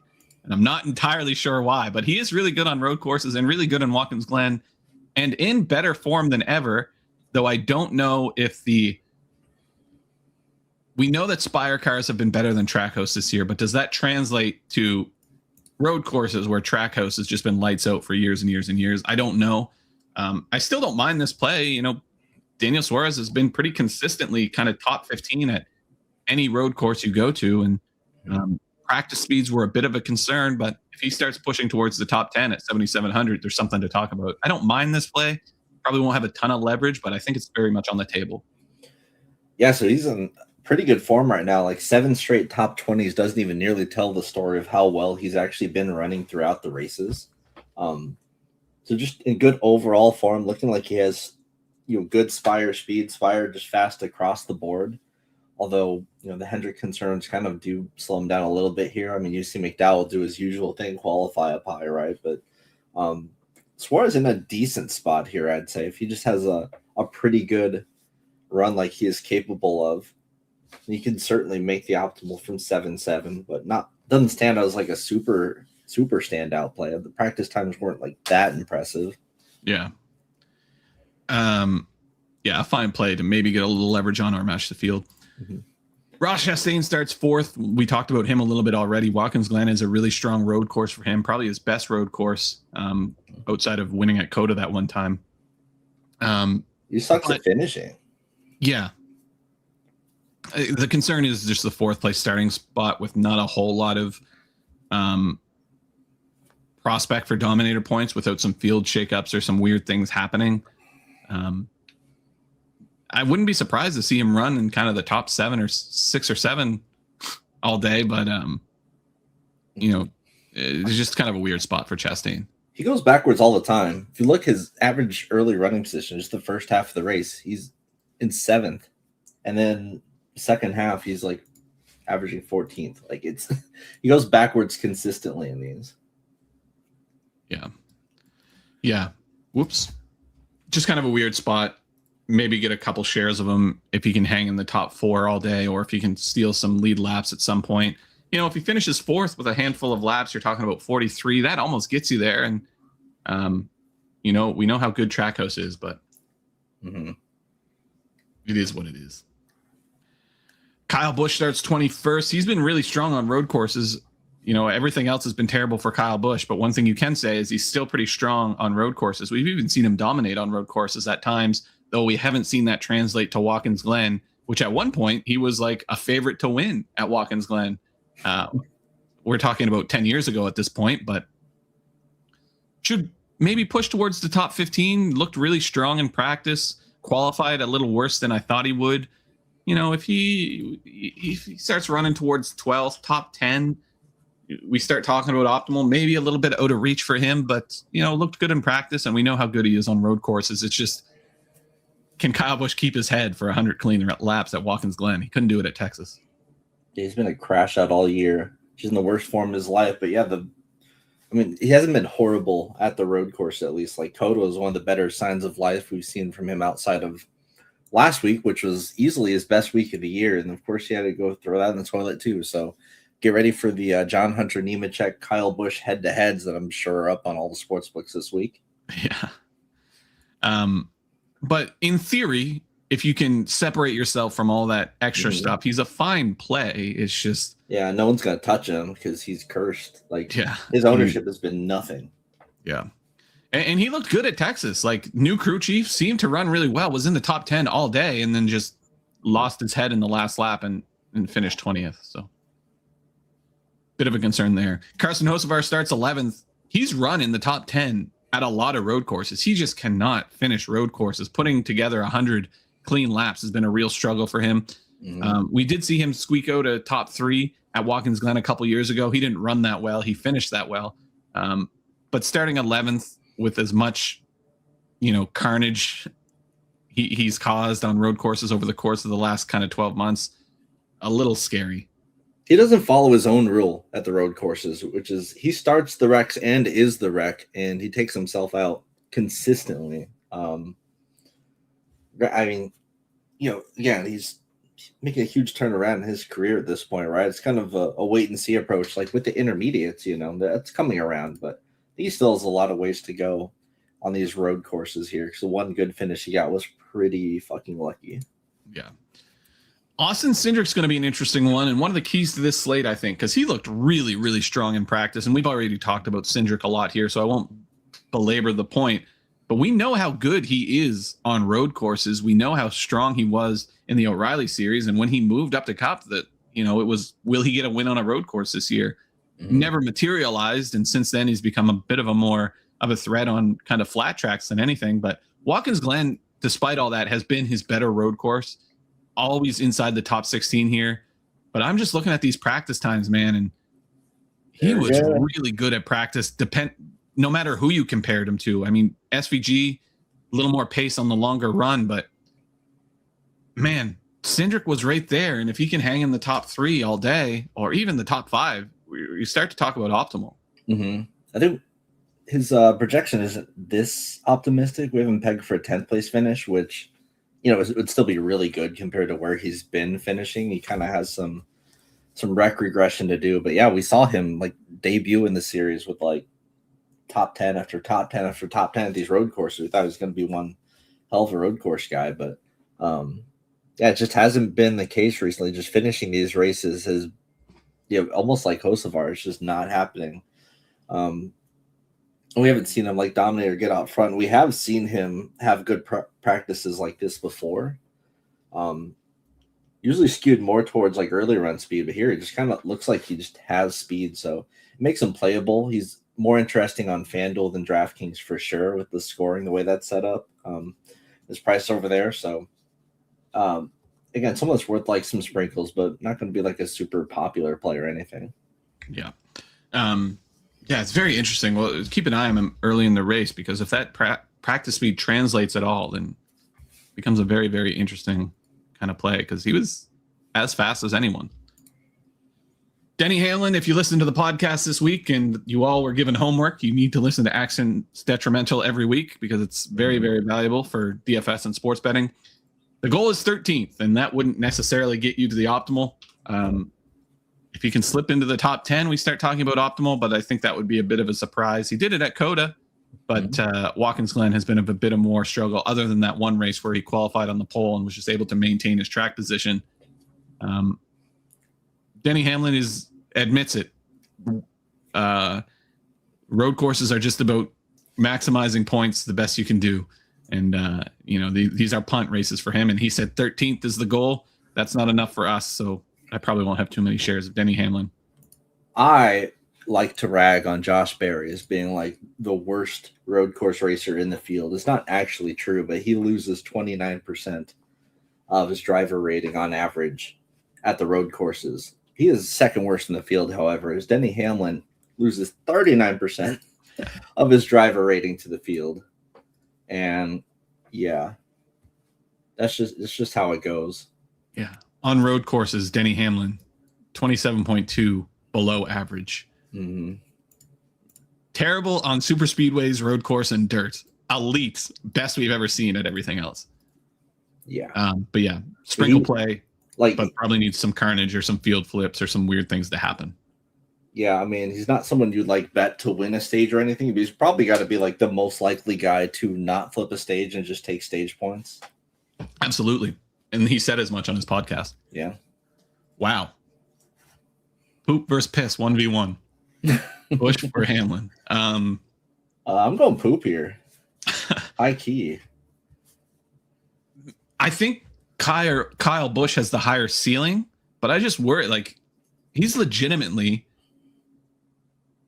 purposely made mistakes. Like, we've seen him throw away really good finishes, and we know Watkins Glen is going to be inherently physical.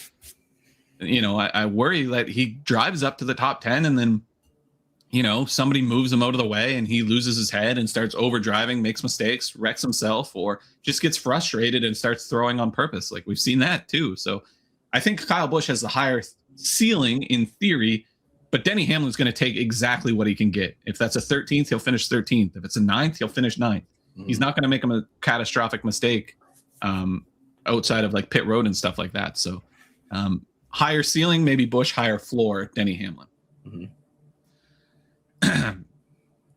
Joey Logano starts 6th. That's a little too high. He's been super solid on road courses, but not solid enough to pay off a top 6 starting spot. Would need a bit of an outlier run here. Yeah, another Hamlin type play, just without the place differential to work with here, just starting really high. Yeah. I wouldn't delete them from your pool. I think road courses are volatile enough and they get noisy enough at the end that, we've seen Todd Gilliland finish in the top 5 in like more than a couple road courses over the course of the year. So anything can happen. I wouldn't delete them from your pool, but both have their concerns. I feel like you could delete Joey Logano from your pool. And that's not Joey maybe. He would need, like, even as consistent as these are, none of them pay off a 6th place starting spot. So, he needs this third that he ran back in 2022, and we haven't seen that out of Joey in some time. Yep. Value play the slate easily. Yeah, Ryan Preece. Ryan Preece used to be the Josh Berry, where it was just like, okay, you can't play Ryan Preece because he's a he's a modified guy that can't run road courses, but that has changed in the next gen era. He's been very, very good on every road course, including Watkins Glen, where he's finished top 17th in every start here, and had some top 10s last year on road courses at the Roval and at Chicago. Top 15s at Watkins Glen and Sonoma. Just a really, really strong play. He'll probably be the chalk of the slate, but for good reason. He just needs an average run to hit the optimal. Look, the marching orders are in at RFK, and it's been known all year long. If you finish outside the top 20, you go to the torture chamber on Monday, and none of these guys want to go to the torture chamber. So they have been strictly finishing in the top 20, whatever it takes to get them there. Starting 30th here at $6,700, like that. That's going to be like the freest floor. Practice time's a little bit concerning, but I mean, ranked 28th, but really the delta is not that far off between like 20th and 30th. I wouldn't get too caught up in that. He's just the ultimate god tier finisher. Well, that's not true. Austin Green is the ultimate god tier finisher at road courses, but Priest just does that everywhere. Like, he will always finish better than where he runs in a race, like no matter what. He's just him when it comes to pulling out solid finishes. Yeah, and Priest doesn't do it with speed, so I'm not even really concerned with the practice time. So it's not like he just goes and runs faster. He just executes at a super high level. And you look at the recent road course green flag stats, certainly stands out among the other guys in this range. Now, as far as we know, Ryan Priest isn't out of a job next year, but he is out of a charter.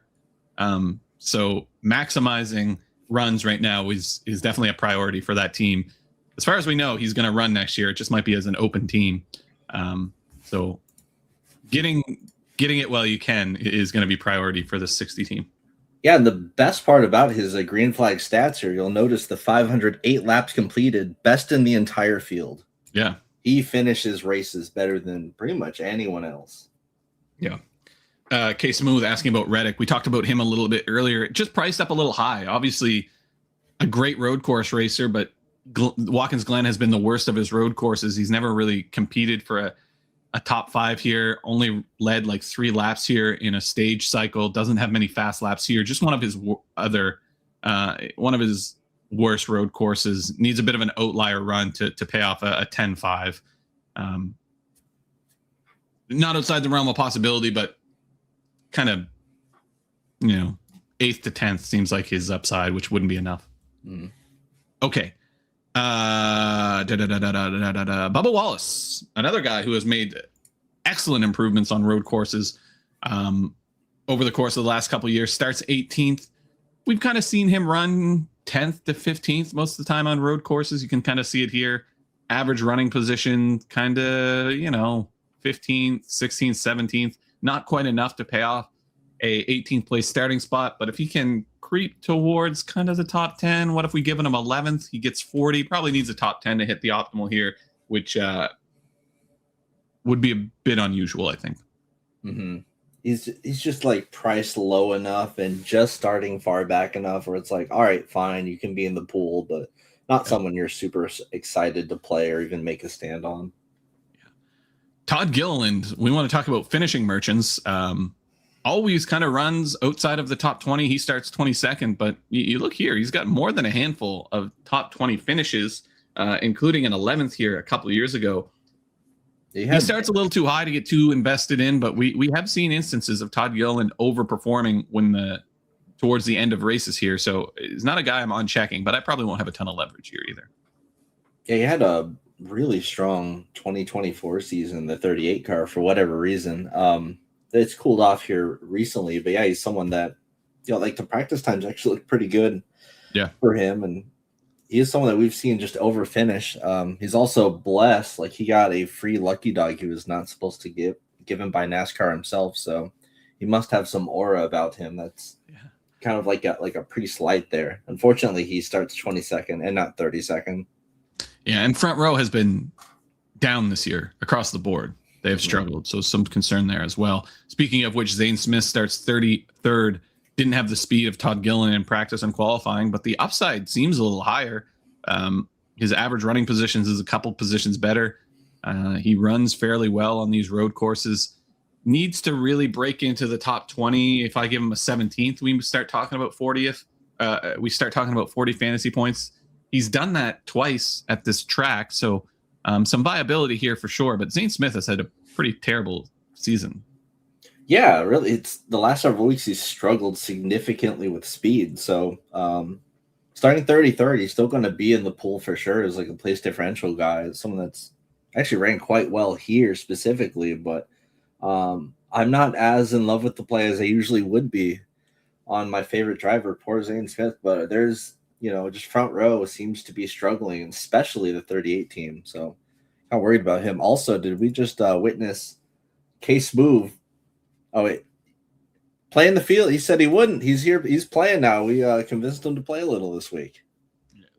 I guess so. And yeah, I like the SVG's fade. I think SVG dominating and winning is the most likely script here, but that's not super fun from a DFS perspective, and you're probably just going to chop with a bunch of people anyway. So yeah, like last night, gross. We all won the mini match for $5 or something. Yeah. If I'm doing single entry on DK, do you go SVG or not? That's $1 million question. Literally $1 million question. If you're just doing one single entry lineup, it's going to be very painful to not play SVG and then just watch him leave 50 laps. But if you can stomach that, I think the more optimal play would be to fade him and think and hope, we get some stage flipping and some weird cautions that just bury him back in the field where he's still the fastest car, but not able to get any dominator points. I think that's a very likely script too. But it's really just up to you what you can stomach. Brad Keselowski. When it comes to RFK, you've got, it's like, Chris Buescher, elite. Ryan Priest, just right. Brad Keselowski, just give me whatever I can get. Very much wild card, bitches. Yeah, very much in the Denny Hamlin role here. Whatever he can get is exactly what he'll get. That has been to the tune of kind of 20th, 18th to 22nd seems like his upside here. Doesn't quite get you there. If you can have an outlier run where he runs in the top 15, we start talking about optimal, but very seldom do we see Brad Keselowski push into the top 15 on road courses, especially Watkins Glen. Yep. He's probably going to do exactly what he did at COTA and meet that top 20 mandate set by himself. He doesn't want to spend Monday in the torture chamber. So 20th place finish it. Just peg it for him. Give him like 28 points. That is probably not enough. It would be absolutely shocking if we saw him push past the top 15 here. Of course, he is going to be right alongside Hamlin, getting stage points in stage one, just looking at each other going, yep, we're old. What do you think the chances are that at the end of the year, Keselowski gives up his charter and runs open and Priest gets his charter? That seems like the leader thing to do, doesn't it? Yeah, I think Kes likes racing way too much still. Yeah, and I think probably if you're getting paid for finishes, the upside with Keselowski maybe is a little higher than would be with Priest. Maybe. Interesting situation brewing there at RFK, though, if no charters come on the market.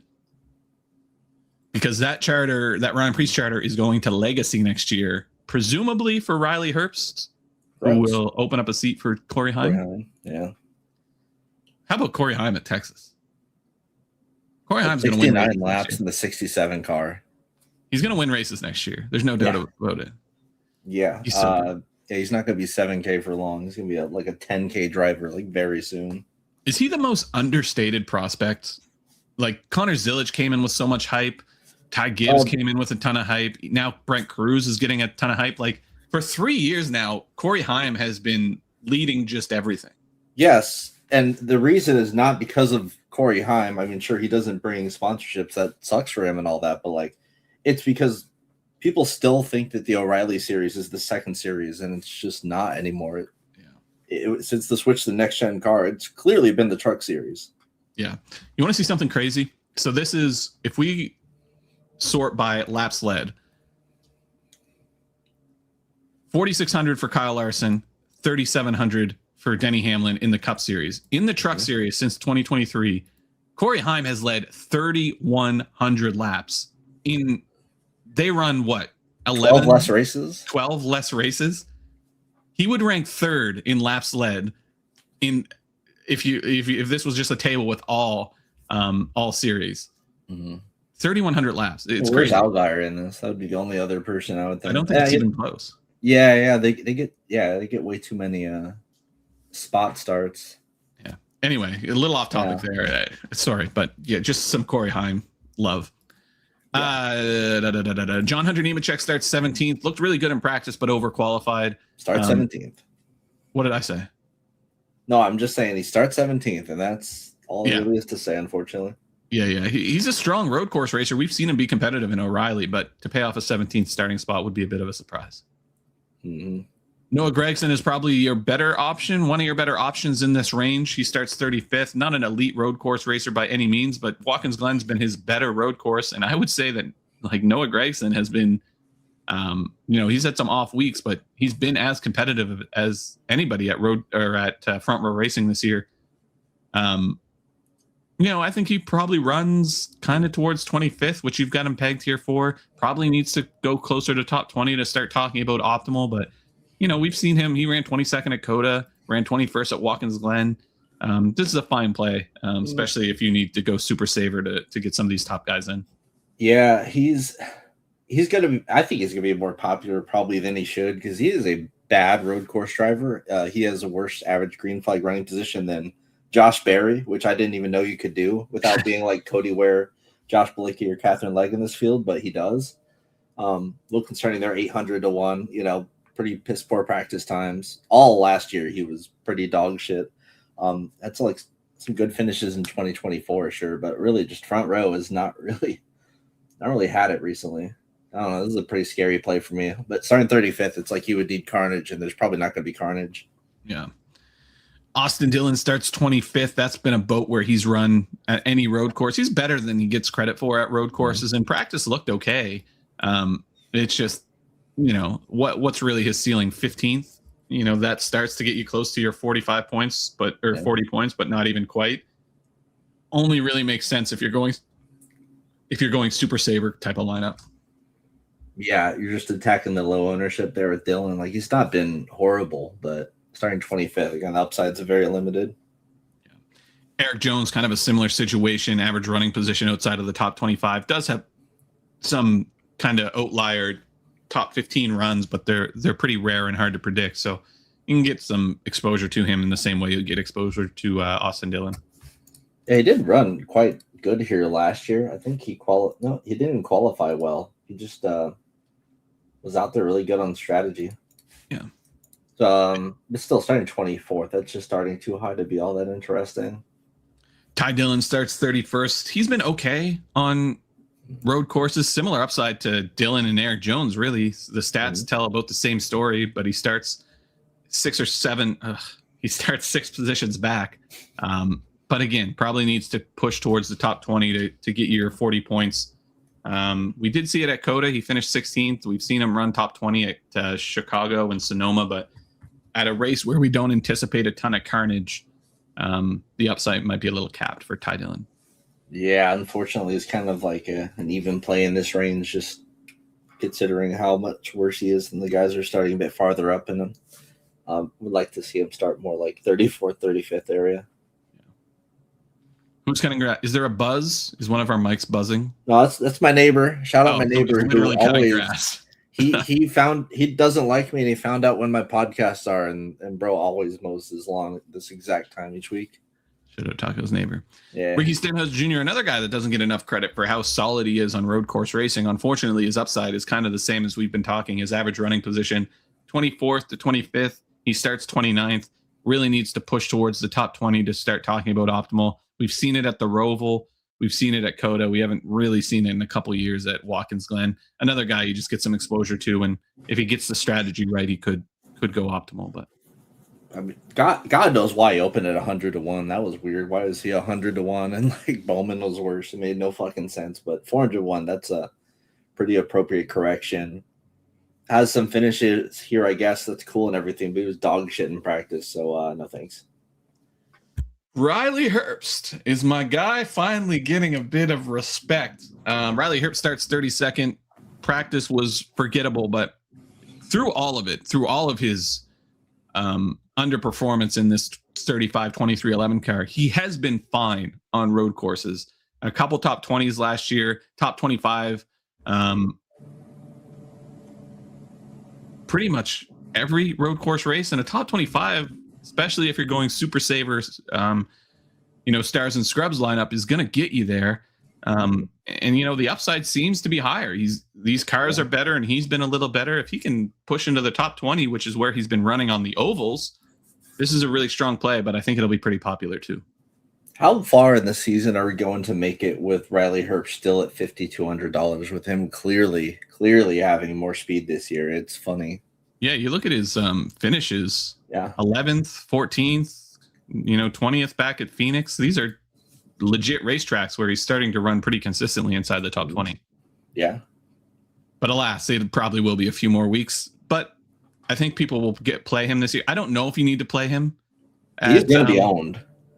I think that people trying to jam in SVG and Bell and like we talk about these stars and scrubs type of lineups, but I think more modest lineups with like SVG and Buescher and Bowman, these kind of lineups don't need to go this low, but it's going to be hard to get leverage on him. The floor would still seem pretty low for Riley Herbst.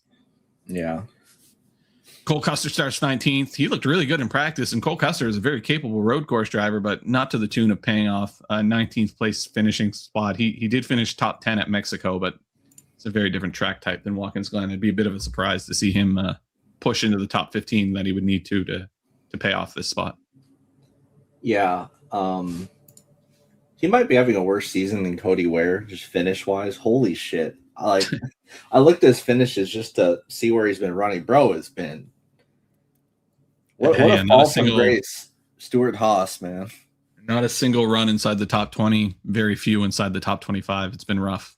Yeah, and starting 19th, good luck with that. You would need a Mexico City performance all over again. Josh Berry, we've talked about him a lot already. Shit. He's not a great road course racer, really just relies on carnage, very tied to carnage. Starts 34th, so really only one way to go. I mean, I guess he could go back a few, but he's just this isn't his discipline. He's a short track driver through and through, and hasn't been competitive on non-chaos based road courses. We don't necessarily anticipate this being super chaotic, and I think the increased tire wear will also hurt him. So if you're doing carnage builds, if you're doing carnage runs, maybe get some Josh Berry in. But if this race just plays out green flag, he probably runs outside of the top 25.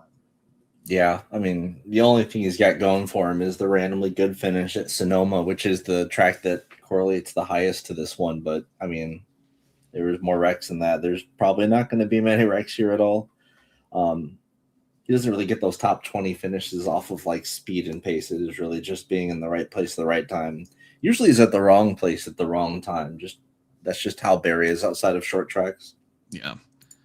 Cody Ware, I think there is some instances where you can play Cody Ware, but road courses aren't really one of them. I think his best finish was at Chicago, which was a chaos race. He's super tied to carnage. He did have some okay laps in practice, but not competitive here. Just would be a carnage piece. Yeah, he's actually finished like all of these races, so it's like it's not him wrecking out. He's just legitimately this ass. Yeah, he's just slow on road courses. Josh Bilicki's a strong road course driver, but this car would appear to be holding him back a little. Big time. We did see a decent run, I think, at Chicago last year, but that was, again, tied to a very chaotic race. He was about 3 seconds off the pace in practice. He should probably run outside of the top 30. All right, so he's 3 seconds off in practice, right? Go ahead and make your case for the girl that's 7 seconds off in practice. Listen, I think Catherine Lagg's a badass. I think what she did at the Brickyard last year was super cool. I think running in the top 20 at Chicago is super cool. I think it's badass that she gets out of the car, hops off a jet, and goes right back to England or wherever she goes to race. But it's certainly a concern to run 5 laps and be 7 seconds off the pace. Don't know what level of gear she's got with BJ McLeod's 78 car. This is just a carnage play. If you're doing carnage runs, you can get a little bit of exposure, but on speed, being 7 seconds off legitimately, you go to the practice analyzer, and I don't even know if I'm in O'Reilly series. Let me go to practice. Catherine Legg, even compared to Ricky Stenhouse, this is a concern. Yeah. A big concern. The pace just isn't there, so I won't have much Catherine Legg, but I do think Catherine Legg is is awesome. It's just not very fast. Yeah, it's unfortunate, and this team, without running like full time or anything, we don't even know we're getting equipment wise from this team anymore. JJT always up to. It is an ECR engine, but I don't know how many horses that ECR engine is making if you're 7 seconds off the pace. So the same engine as SVG, got it. Okay, there we go. Let me catch up on a couple comments because I know there was a couple. Well, we tried to bang through the end of that. Mm-hmm. Riley showing up for me in hand builds a good bit. Lets you get SVG. Plus, he's just mispriced for the talent and equipment. I love the word talent being equipment. Yeah, finally talent. Riley Hurst is a fine race car driver. We saw it in O'Reilly series. He was just brought up to the Cup series, which does not correlate at all with O'Reilly, and didn't run as well as Tyler Reddick, who's one of the greatest drivers in the sport right now, and people threw him in the trash. And I think also the comparisons to Corey Heim hurt him as well. But I do think Riley Herbst is a Cup level driver. I just think it's going to be a Cup level driver in B tier equipment at Legacy. What Riley Herbst driver is his last name.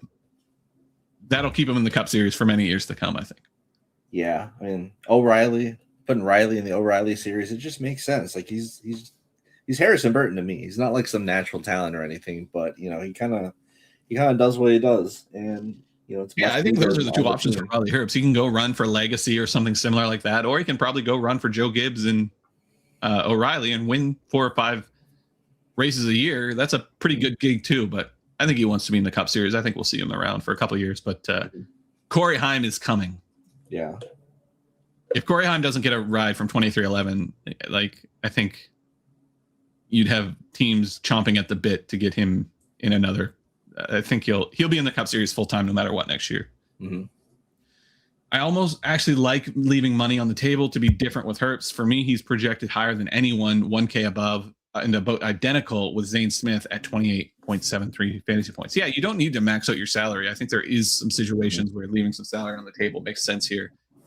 Yeah, like Bowman and Priest are the same play, and I've literally some hand builds. I've thought the exact same thing as him with Herbst, between Herbst, Zane Smith, Noah Gragson. There really aren't that different of plays. I think Herbst's probably the safest of those three, even though he's by far the cheapest. It's hard to put myself in the shoes because I don't have any money. But if money's no issue and you're like Riley Herbst and you're never going to have to want for anything anyway, what's a better, being a stud in O'Reilly or being mid in Cup? What's a better life if money's not, if the money doesn't matter? I know it's really married, hard right? to put in your shoes, but I don't know. I kind of like to be the man in O'Reilly, winning every other week, and then people think you're a stud versus being mid with the same talent in Cup Series, and everybody thinks you stink. Well, just think about Justin Allgaier rolling over for Kyle Larson at a track he's wanted to get a win at in 30 tries.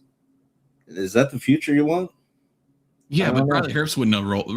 Riley Herbst would have drove right through him. Yeah. Herbst would have drove through him on lap 2. It's an interesting thought experiment. I don't know what the answer is to it, but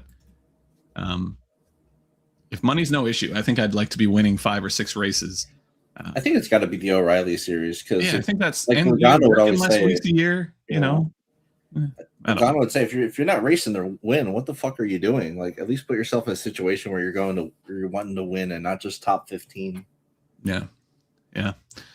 Would we would we choose Herbst over Stenhouse? I think Stenhouse will be much less owned, so easier to get leverage on. But I think Riley Herbst has a slightly higher ceiling, much better equipment, and much better equipment. Yeah. Okay, we're up against the 2-hour mark here. Let's bang through a couple things. I want to go over to fastlap.io and do a quick race simulator. My simulator doesn't work great for Watkins Glen, and SVG has really ruined it. So you're going to get some wacky things here. I want to boost up Zilich because Zilich's track history or road course history is less than it ought to be. You can almost super boost him because we know how talented he is. I want to boost down Tyler Reddick a little bit just because we know he's not great at Watkins Glen, and this uses a lot of road course history. like I said, it also loves Daniel Suarez. I want to bump him down, and I want to bump Kyle Busch down because I'm worried about his ability to keep his head. But we're going to do 10,000 lineups. Chaos level, probably restrained. Tire fall off, I'm going to bump up a little bit. Track position won't matter. This slider doesn't do anything anymore. I just haven't got around to changing it. Let's run this simulation. I suspect we're going to get a lot of SVG. Likes SVG at a 36% chance to win. Has him hitting the optimal 53% of the time. Also likes Chris Buescher a lot. If we Another sort by... coin flip. Say it again. Another coin flip. Everywhere we go, we're seeing SVG to win or not. Pretty much be a coin flip plus shoes. Yeah. Likes Chase Elliott. Makes sense. Likes Ryan Preece, Chris Buescher, kind of these mid-tier plays with good upside. Mm-hmm. Really likes Denny Hamlin. I think it just loves the performance of Hamlin in the series overall. Yeah, I was about to say it has to be factoring in like week-to-week performance. It does factor in. I tried to mute it a little this week, but I didn't get it all the way out. Like I said, this isn't built for road course racing. It's just kind of adjusted for it. But yeah, this is about right. Like SVG at 53% is probably close. Maybe a little over projected on Chase Elliott, though. I wouldn't be surprised to see him up towards 35-40% owned. Preece will be super popular. Buescher will be super popular. Hamlin and Busch probably won't be, but Bowman will be over projecting on Reddick a little bit. But this is about right. If you sort by win percentage, SVG, Buescher, Zilich, Gibbs is probably about right. I'd have a little more Christopher Bell up in this range than I'm getting, but something about Christopher Bell it doesn't like today. Probably recent history, his current form is pretty bad overall. Probably the same problem we're having with Hamlin. Man, his current form is good, though. That's what's bullshit, man. He's just been getting fucked. Yeah, I mean, his current finishing form is terrible. Yeah. But, yeah, this is about right, I think. Let's head on over to the optimizer. Taco, I know we don't use too many rules when it comes to the Dom station at a road course. What are you setting up today? Yeah, just I guess at most 2. We've seen that be the rule. So just looking back, obviously it's going to jam all the SVG can, I think. Yeah. Probably not actually, just because of the price. So it'll be interesting to see. Randomization probably 12-ish, 11. Yeah, yeah, like 12, 13. Like it's going to be on the lower side compared to the lower series, which we're doing at 15 here. Into Global Max. Yeah, Global Max probably. Like, there's a lot of play stiff guys that you can really go in on. I guess 40 with exceptions for Preece, Elliott, SVG, Bowman, and then Buescher, whom I like quite a bit, and we'll be playing like 50% of. Our simulator, or like so SVG, Elliott, Preece, Bowman, SVG. Let me see. SVG, Elliott, Preece, Buescher, and then Bowman. So we're pretty much on the same page projection wise. Yeah, I just get the Hamlin out of here, I mean. Yeah. You're a little smarter than the sim to know that Hamlin is not going to win today. Yeah. You just got to lock in the 13th, I guess. Okay, let's let that run and see what we get. I suspect, to your point, it'll probably max out those 55s on a couple. Yeah. Really? Oh, not so much SVG, just based off of. I didn't put a max on Elliott. Let me run that again. Yeah, Buescher 55, Elliott 55. It's going to cap SVG a little, but that makes sense. Mm-hmm. If you wanted more SVG, just come up here and adore him, or even bump him up to 70, and that'll get you probably maxed out. If you want to not deal with SVG, just put him between like 50 and 55, and just straight match the field, and just say, okay, we're just going to match the field and run whatever the rest else. Maybe jam them between 50 and 56%. That would be perfect. Yeah. So this is about right. Elliott, Preece, Buescher, Bowman, likes Herbst. That makes sense. Wants a lot of this place differential. Another year, both of our sims are big on Daniel Suarez. Is it trying to tell us something about Suarez today? Man, Suarez looks good in the Spire equipment, man. I don't know. He's popping off. Doesn't want to get involved in the Chastain business very much. Zilich doesn't want to play much of these back. You're gonna need to set a min on Zilich and probably even make a rule like at most one of Zilich and SVG. Yeah. There we go. Okay, chat. I need your win picks. So if you guys have been following along, we've been doing. I see my win pick has already been put in. Oh, that's supposed to be mine. I got us mixed I think up. you picked first today. Yeah. I got mine locked in. So we've been doing win picks and best DFS picks every week. You guys can pick whoever you want. For best DFS pick, me and Taco can only use one driver once every season. So though I'm pretty sure I know who the chat's going to say, and I can already see the comments starting to stream in. Chat, who do you think is going to win today? Taco, we'll start with you. You're going with SVG. Yeah, I'm burning SVG hardcore. I need a win on the season. My God, I haven't got one yet. Kyle Larson's been killing you. He has, yeah. It's been a tough 2 weeks, but also it's Talladega and Texas. Like, if I'm gonna get like finishes outside the top 30, if you told me I would get them at Talladega and Texas, I'd be like, yeah, makes sense. But the only one I'm upset about is the Logano one at Phoenix because he was dominating that race. But whatever. I could have picked Bell. That's what I was choosing between Bell and Larson, so it could have been worse. Yeah, it could have been much worse. I don't think I need to, but I'm gonna start a poll so you guys can type. Who do you think wins? 1 for SVG, 2 for SVG, 3 for SVG, or 4 for Shane Van Gisbergen? Wait, there is an Elliott, a Bell. There are a couple alt picks here, but I don't think it's going to outweigh SVG. So who do I think is going to win? Because I can't pick the same as you is the problem. Mm-hmm. Sorry about it. I think it's too early for Zilich. I really do. I don't want to pick Zilich. I don't think Reddick's good enough. Bell, maybe. Byron, probably not. Busher, maybe. Gibbs, maybe.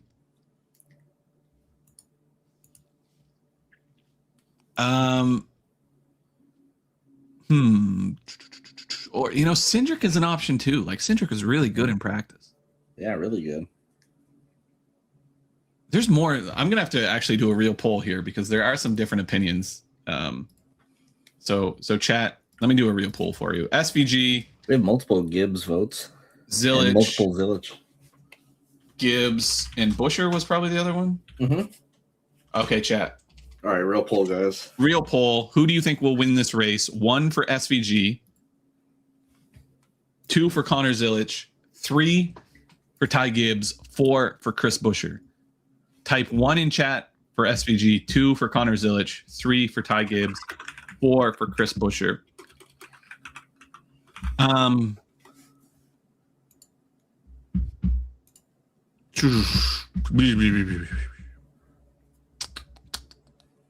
gonna go with Cindric, man. Like I just like his practice time. I think SVG is the right play, but Cindric starts in the top 3. He should be there all day. He's got plenty of pace. Let's go with Austin Cindric. Hell yeah. My poll's not working. I'm gonna have to do this manually. Why isn't my poll? Oh, hold on. Yeah, there we go. Vote now. I think my poll was messed up. Oh, DK finally put top 10s up, but does it even matter? I'm just gonna repeat what everybody said. So there was a 3, a 1. Does this work? No, it only counts 1. Let me check here. 3, 1, 1, 1, 2, a couple 2 4s, 1, 1. It's SVG. They're picking SVG. Hell yeah. So I'll go Cindric. You'll have to edit. I don't have edit privileges here. So I'll take Cindric. Chat is going with SVG. Now we go to best DFS pick. So chat, I need your favorite DFS play. Taco, you're wiping SVG off the board. Yeah, this feels like the best spot to burn him all year long, especially with the extra 10 laps and the pole. All right, chat. What are we going to do for best DFS play? Probably going to want some place differential because I do think SVG is going to soak up a lot of the dominator points. So you can't use burn Chase Elliott. In fact, I think I already burned Chase Elliott. No, you have not burned Chase Elliott, actually. You've used Bell, Gibbs, Keselowski, Bowman, Zilich, Allmendinger, Nemechek, Dillon, Blaney, Busch, Wallace. Oh, you know what? Baby Yoda might have the best idea. Where else am I going to use Ryan Preece? Ryan Preece goes out and gets me 40 points. Does anybody have anything better to offer than Ryan Preece getting me 40 DFS points? I guess Chris Elliott Buescher? is just the top driver at Hendrick right now, so I guess he's worth saving. Yeah, Preece. Chris Buescher's interesting, but I think like Michigan or something like that, or if he has a bad qualifying effort. Pocono, yeah, there's some places to play him. Bell, I think I've already used. I don't want to use him. Allmendinger starts too high. McDowell is an interesting one. Probably wouldn't use McDowell again. Starting second, but if he's going to finish fifth and get me 40 points, but now I feel like San Diego will be good for McDowell. That could be. I want to save him. AFC Angelo likes SVG. Yeah, you guys can use SVG too. Preece, Buescher. I just can't use SVG because Taco picked him. Taco's rude like that. I can't take him the rest of the season, man. You got him for free. Literally, you get to choose which road course you want to take him on. Yeah, that's fair.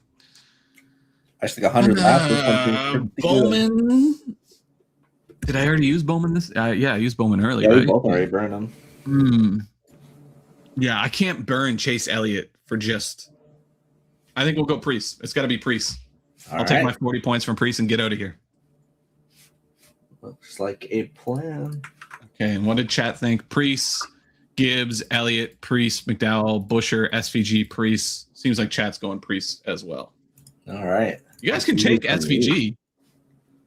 No, they're saving. They don't need to save. They can use SVG every week if they want, but chat's going with They're Preece. hedging their bets. All right. Which makes sense. It's a coin flip. Before we get out of here, let's take a look at the odds board. See if there's anything we like. See, 1.8 on SVG means he's a coin flip. Take the juice out. Yeah, because I feel like he's 51 on Kalshi. 50.5, yeah. Yeah, I should start bringing up Kalshi for this because I feel like those are pretty fair odds. Here. Coin flip on. Send you my thingy. Say it again, sorry. Let me send you my thingy here. Oh, yeah. Put it in Discord or in the private chat on StreamYard. Badoo.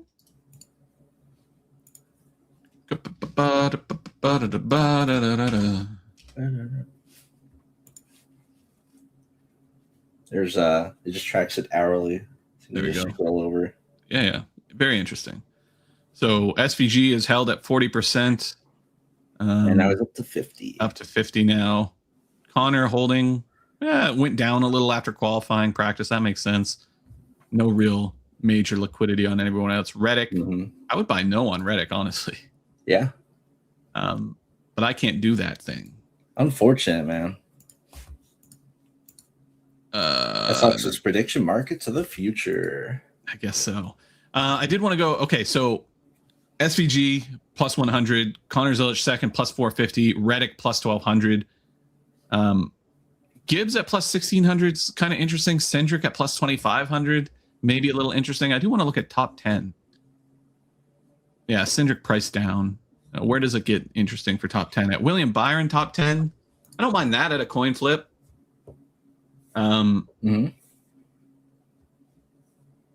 Preece top 10 plus 500. Top 10 seems Where's like the host of our nose? Where's pick 6? I feel like there are some good worses on pick 6. Yeah, we'll look up pick 6 here in a second. I do want to see what does they have. Cendric plus 180.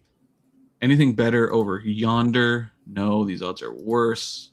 Do they have stage out? No. Whatever stage 1 wins race, but that's it. They don't have pure stage because everyone's gonna flip it. Yeah, let's look at DraftKings top 10. Cendric minus 140 top 10. Where's Byron for top 10 here? Plus 155 for a top 10 for William Byron.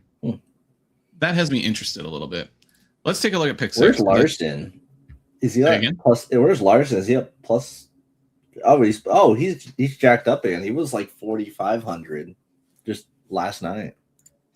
I feel like this has been our bread and butter. Let's see if we can find something here. Let's start with SVG. Better or worse than 1.5? Yeah, again, a coin flip. Does he win or not? That's everywhere.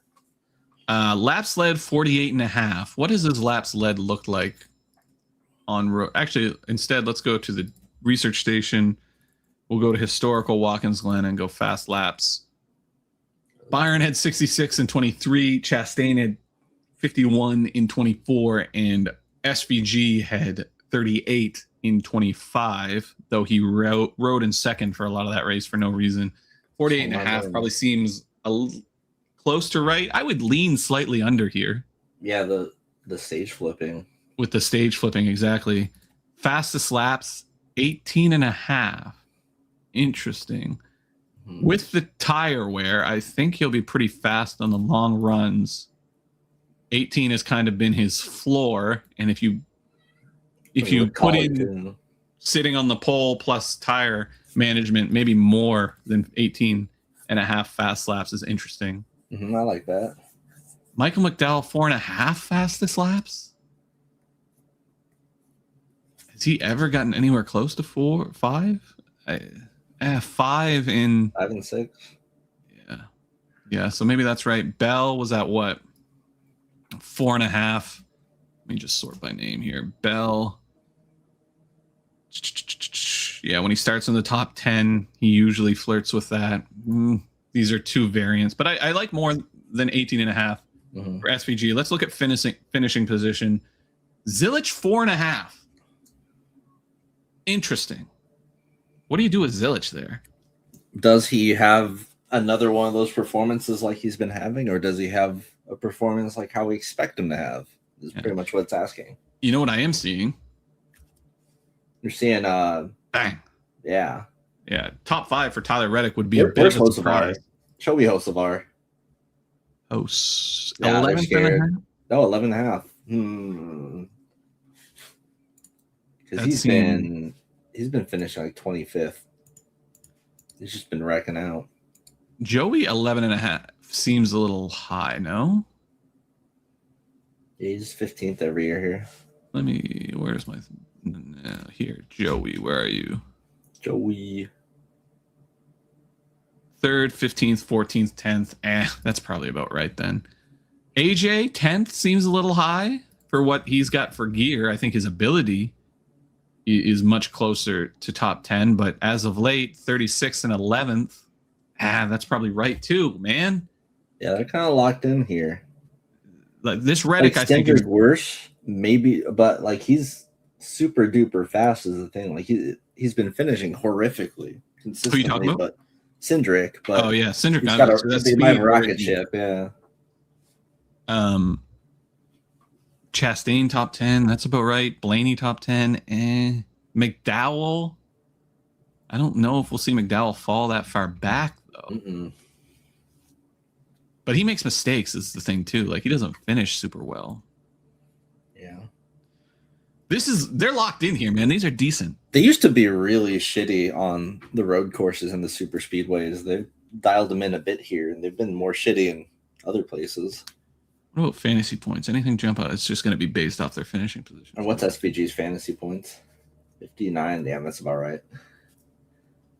Ty Gibbs, 39 and a half. That's pretty close too, right?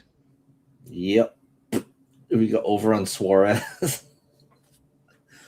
What do you have Suarez pegged for? This has turned into just me and Tago talking. Like, this is not a show. I'm sorry, chat, but I'm surprised at how locked in they are. You've got him pegged for a 12th and a 35th. We both just seem to like them. But I don't know. Yeah, starting a bit high, man. Yeah. No, the first couple price picks. Year of dude, the first 2 years of price picks was literally actually free money any super speedway. They would put like Denny Hamlin better or worse than 5.5 at a super speedway. I hate to do just a 2, but we've been in pretty good form with just the 2s. I think we won 2 or 3 in a row. SVG higher than 19 plus fast laps, and Reddick to finish outside of the top 5 doesn't pay super well, but I don't know, man. The rest of these seem pretty nice. Hocevar worse. You want to add a Hocevar worse? Hocevar worse. 31st, 29th, 18th, 32nd, 35th, 34th, 13th, 12th. Busher, 42 and a half. Let's take a look. Yeah. That's really we have them there, though. It's good. Right where we've got them. Are they just using your sheet to set these lines? The fuck? Makes sense. What about Blaney? What are they? Blaney at 30. You know what? How about this, Pick Six? Let us do this with ownership. Yeah, Let us do this with ownership. I will use Pick Six every week, heavily. Blaney finishing the top 10. He's going to run there. I don't like that. I don't know. We got locked in like 30, 40 minutes. Also, I need to go say hello to my mother. Shout out to all the mothers out there. Oh, yeah. Happy Mother's Day. I almost forgot. Yeah. I would love to add another one, but I can't figure it out. So, chat, you're going to have to add your own. But this is, let's go with this as the 3 to make it 4. You can figure it out yourself. But yeah, let's get out of here. Happy Mother's Day. Yep. Happy Watkins Glen Day. We will be back next Friday. Is the truck race on Friday? For Dover. Yep. It is. Another kind of midday race. Dover next week, All-Star race next week. Too early for the All-Star race, but whatever, man. Let's get Dover back points paying. Yeah. And then is it next week or 2 weeks from now? We switch to Prime finally. Better days are on the way. From now. Really quick before I get you guys out of here, dfsarmy.com/NASCAR. Get access to all the tools we use today, including the optimizer and the Discord. You can chat about NASCAR in there 24/7 with much more intelligent people than us. dfsarmy.com/NASCAR. The link for that is in the bio. Fastlap.io. Go over there, get signed up, get access to kind of a database of stats you can manipulate. We also have a simulator that works to varying degrees depending on what track we're on, and a head-to-head tool for betting, as well as practice and pit stop analyzers. Fastlap.io. Happy Mother's Day. Good luck today. Taco, take it away. All right, let's get those helmets up today, and happy Mother's Day, and let's make some money today.